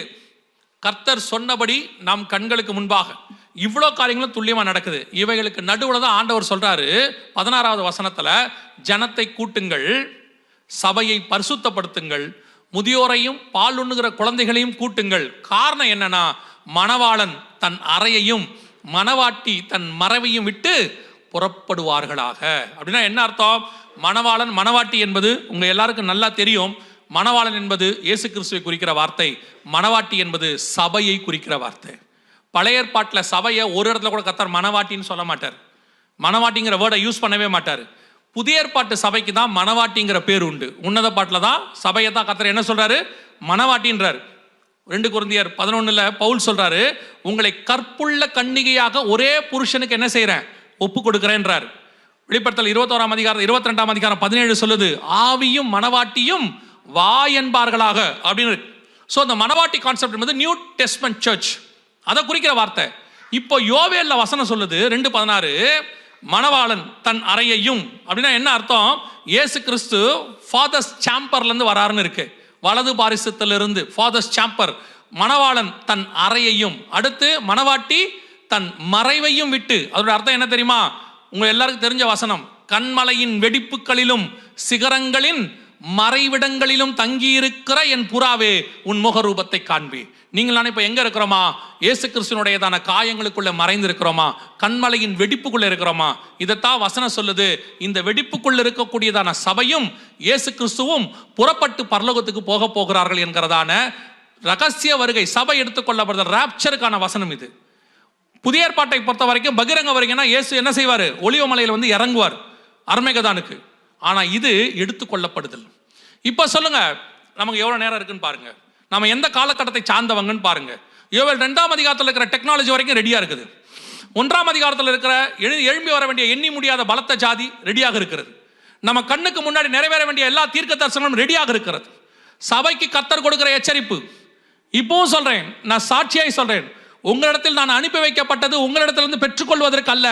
வரப்போகிறதான மிகப்பெரியதான ஈவென்ட், பரலோகத்திற்கு ஒரு பெரிய கூட்டம் புறப்பட்டு வரப்போகிறது.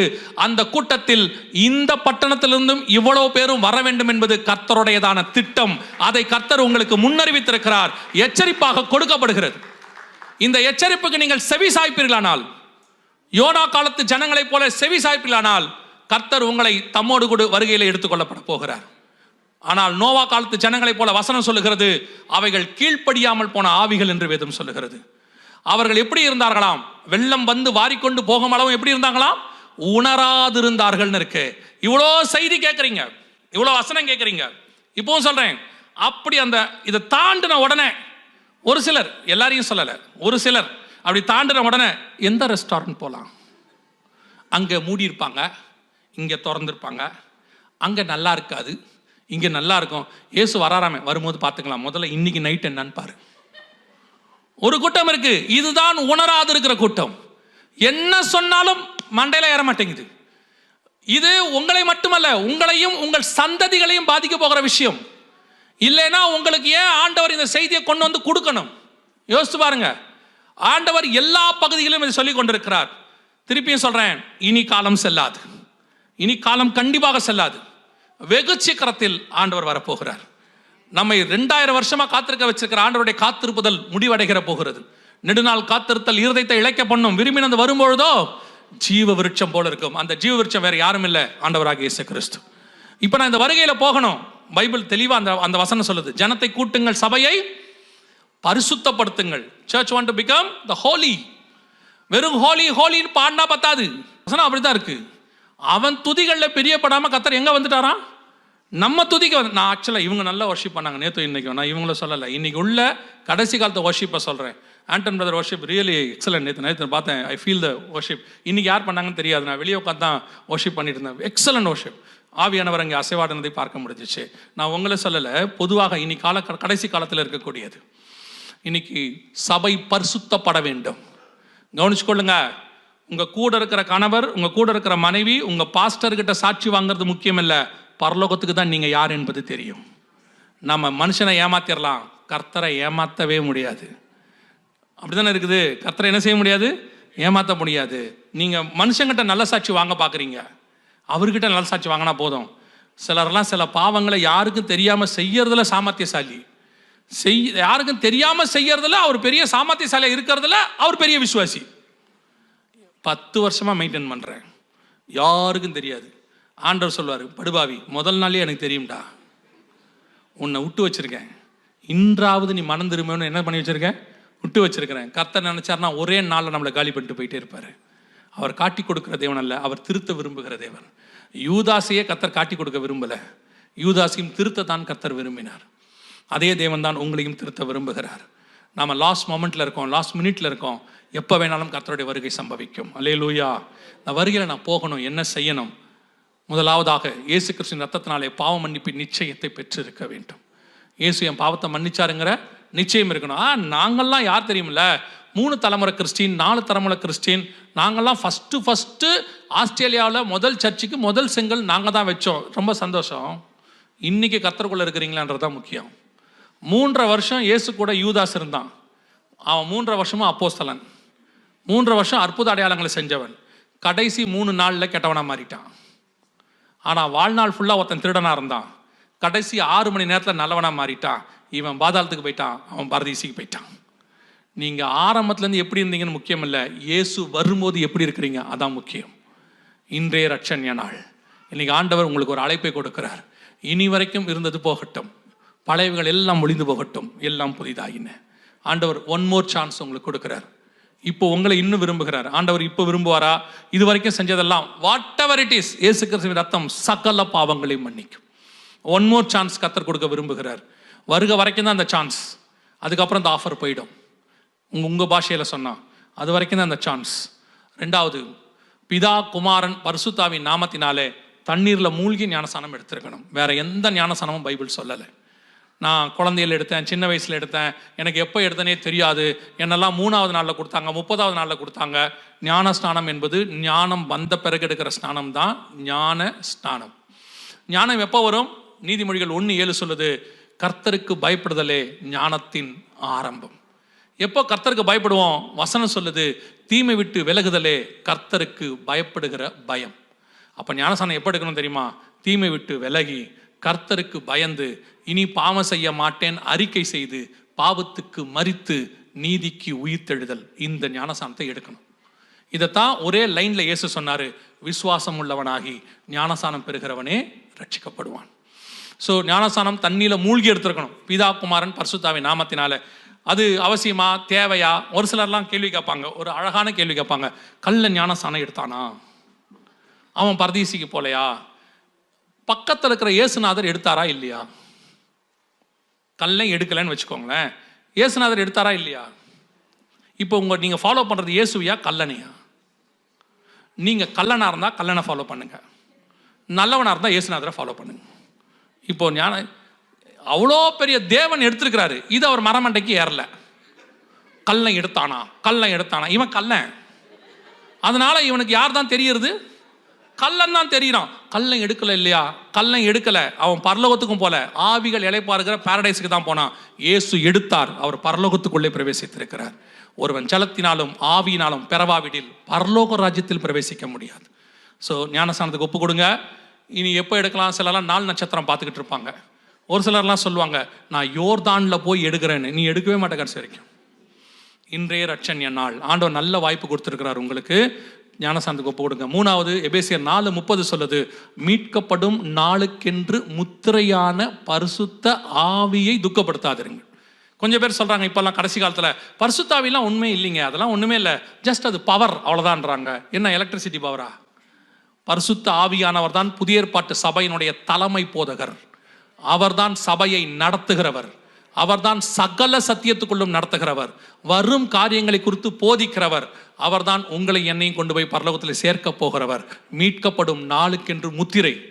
பரிசுத்த அபிஷேகம் சபையில் நடக்கும்னு நினைக்கிறேன், ஒரு அபிஷேக கூட்டம் இருக்கும்னு நினைக்கிறேன். இருந்தால் கலந்து கொள்ளுங்க, இல்லையா பரவாயில்ல.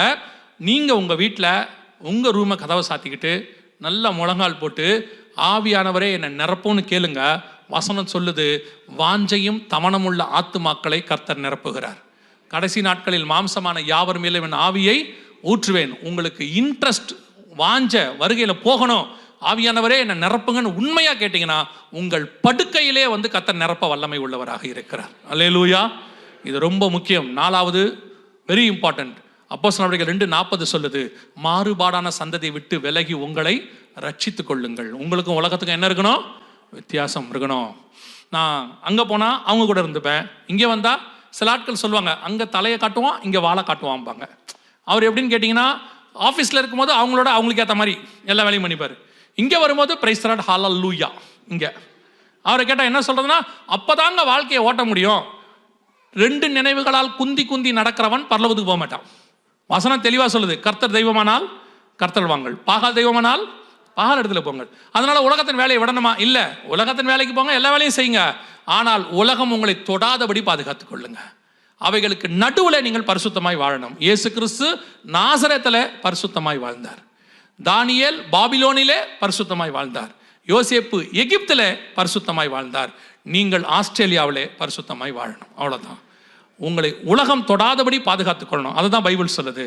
அவங்க அப்படி தான் சொல்லுவாங்க. அவங்க சொல்லுவாங்க, என்ன நீ எங்க கூட எங்கேயுமே ஜாயின் பண்ண மாட்டேற, just have a cup of அது ஏதாவது சொல்லுவோம், ஆல்கஹால் கொஞ்சம் எடுப்பா அப்படிம்பா. நீங்கள் சொல்லணும், என் கூட வந்து கம்யூனியன் எடு முதல்ல, அப்புறமா நான் ஆல்கஹால் எடுத்துக்கிறேன்னு சொல்லி நீங்கள் தைரியமாக கூப்பிடுங்க சர்ச்சுக்கு. அவன் தான் அவங்கள பார்த்து கூப்பிட்றான்ல. பரிசுத்தத்துக்கு கூப்பிடுறது உங்களுக்கு என்ன பயம்? அவன் பாவத்துக்கு கூப்பிடும் போது நீங்கள் ஏன் பரிசுத்தத்துக்கு கூப்பிடக்கூடாது?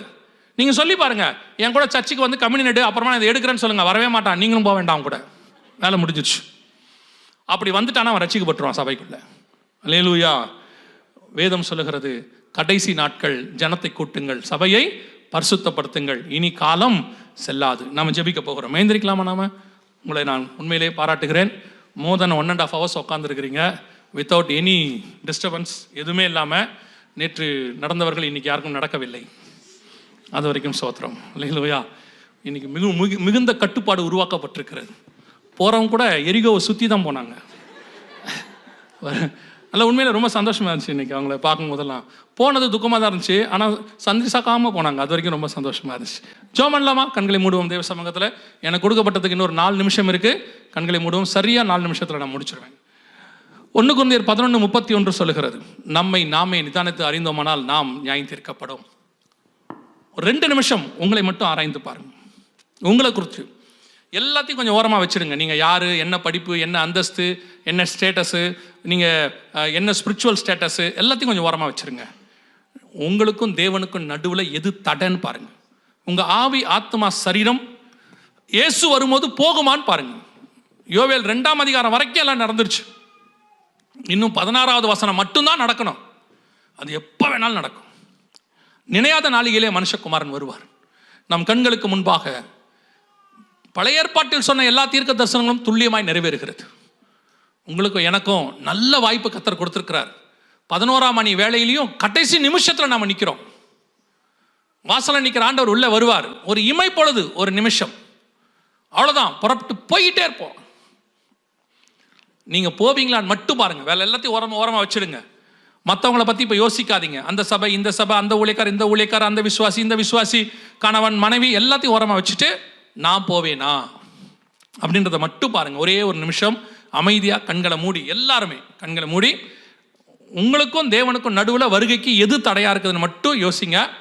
அந்த நேரத்தில் எல்லாம் கண்களை மூடி இருப்போம். ஒரே ஒரு கேள்வியை கேட்டு நான் ஜெபித்து முடிக்க விரும்புகிறேன். நான் இன்னும் தண்ணியில் மூழ்கி ஞானசானம் எடுக்கலை. இன்னைக்கு ஆண்டவர் என்னோடு கூட பேசி இருக்கிறாரு.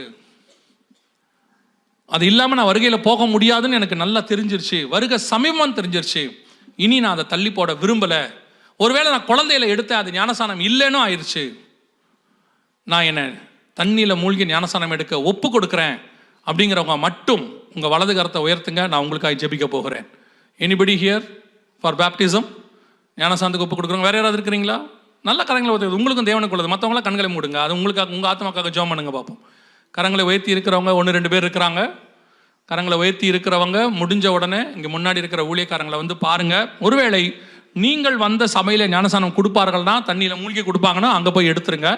இல்லைன்னா முன்னாடி வந்து ஊழியக்காரங்களை பாருங்கள். அவங்க எடுக்கிறதுக்கு என்ன செய்யணும்னு சொல்லுவாங்க. கரங்களை கீழே போடுவோம். நாம் ஜெபிக்க போகிறோம்.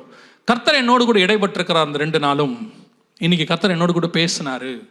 இந்த வருகையில் நான் எடுத்துக்கொள்ளப்படணும். கடைசி நிமிஷத்தில் நிற்கிறோம். இந்த வாய்ப்பை நான் தவற விட விரும்பலை. இன்னிலிருந்து நான் கர்த்தருக்கு உண்மையாக வாழ போகிறேன். இன்னிலிருந்து நான் கர்த்தரை பின்தொடர போகிறேன். நான் வருகை தான் என்னுடைய டெஸ்டினேஷனாக இருக்க போது. ஒவ்வொரு நாளும் காத்திருக்க போகிறேன், ஜெபிக்க போகிறேன், என்னை பத்திரமா பார்த்துக்க போகிறேன். ஸ்பிரிச்சுவலி நான் அந்த வருகைக்குள்ளே போகணும் அப்படின்னு விருப்பப்படுறவங்க, வாஞ்சை உள்ளவங்க, அப்படி ஒரு தீர்மானம் எடுக்கிறவங்கலாம் கரங்களை ஆண்டவருக்கு நேராக உயர்த்தி, ஆண்டவரே நீர் வரும்பொழுது நானும் என் வீட்டாரும் எடுத்துக்கொள்ளப்படுகிற கூட்டத்தில் காணப்பட வேண்டும். ஒப்பு கொடுத்து ஜெபம் பண்ணுவோமா? உண்மையா இதை கூட்டத்தில் கை தூக்குறதுக்கு இல்லை. கர்த்தர், நான் கரங்களை பார்க்குறேன், கர்த்தர் இருதயத்தை பார்க்குறேன். உண்மையாக ஒப்பு கொடுக்குறவங்க உங்கள் கரங்களை ஆண்டவருக்கு நான் உயர்த்தி நீங்கள் ஒரு நிமிஷம் ஜெபம் பண்ணுங்க. ஆண்டவரே என்னை தாழ்த்தி ஒப்பு கொடுக்குறேன்ப்பா. நீர் வரும்பொழுது ஆண்டவரே நான் உண்மை சந்திக்கிற கூட்டத்தில் நான் இருக்கணும். நான் மட்டும் இல்லை, என் குடும்பமும் இருக்கணும், என்னை நம்பி கொடுத்த சபை இருக்கணும், என்னை நம்பி கொடுத்த ஆத்துமாக்கள் இருக்கணும். ஒன்றை கூட நான் விட்டுட்டு வந்துடக்கூடாது, ஒரு ஆத்துமா கூட விட்டுறக்கூடாது. 100 ஆடு கொடுத்தா 100 ஆட்டையும் நான் கொண்டாந்துடணும், ஒரு ஆடு கூட காணாமல் போயிடக்கூடாது. ஆண்டவரே, ஒப்பு கொடுப்போமா? அப்படி சர்வ வல்லமையுள்ள எங்கள் தகப்பனே, கரங்களை உயர்த்தி ஜெபித்து கொண்டிருக்கிற ஒவ்வொருத்தருக்காய் நாங்கள் ஜெபிக்கிறோம். கிருபையுள்ள கரத்தில் தாழ்த்துகிறோம். நீர் வருகிற காலம் சமீபமாயிற்று நாங்கள் அறிந்திருக்கிறோம். உம்மை சந்திக்கிற கூட்டத்தில் நாங்கள் அத்தனை பேரும் காணப்பட கர்த்தர் கிருபை தருவீராக.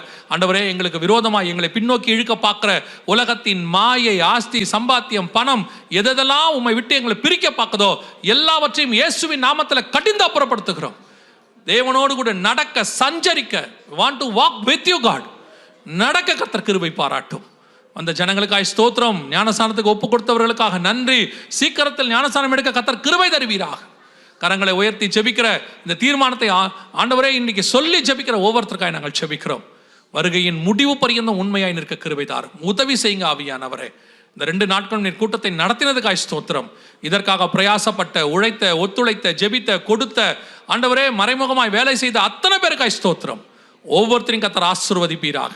வந்த ஜனங்கள் சுகபத்திரமாய் வீடு போய் சேர கிருபை பாராட்டும். எங்கள் ஆண்டவர் இயேசு கிறிஸ்துவின் நாமத்தில் ஒப்பு கொடுத்து ஜெபிக்கிறோம். ஜீவனுள்ள நல்ல பிதாவே.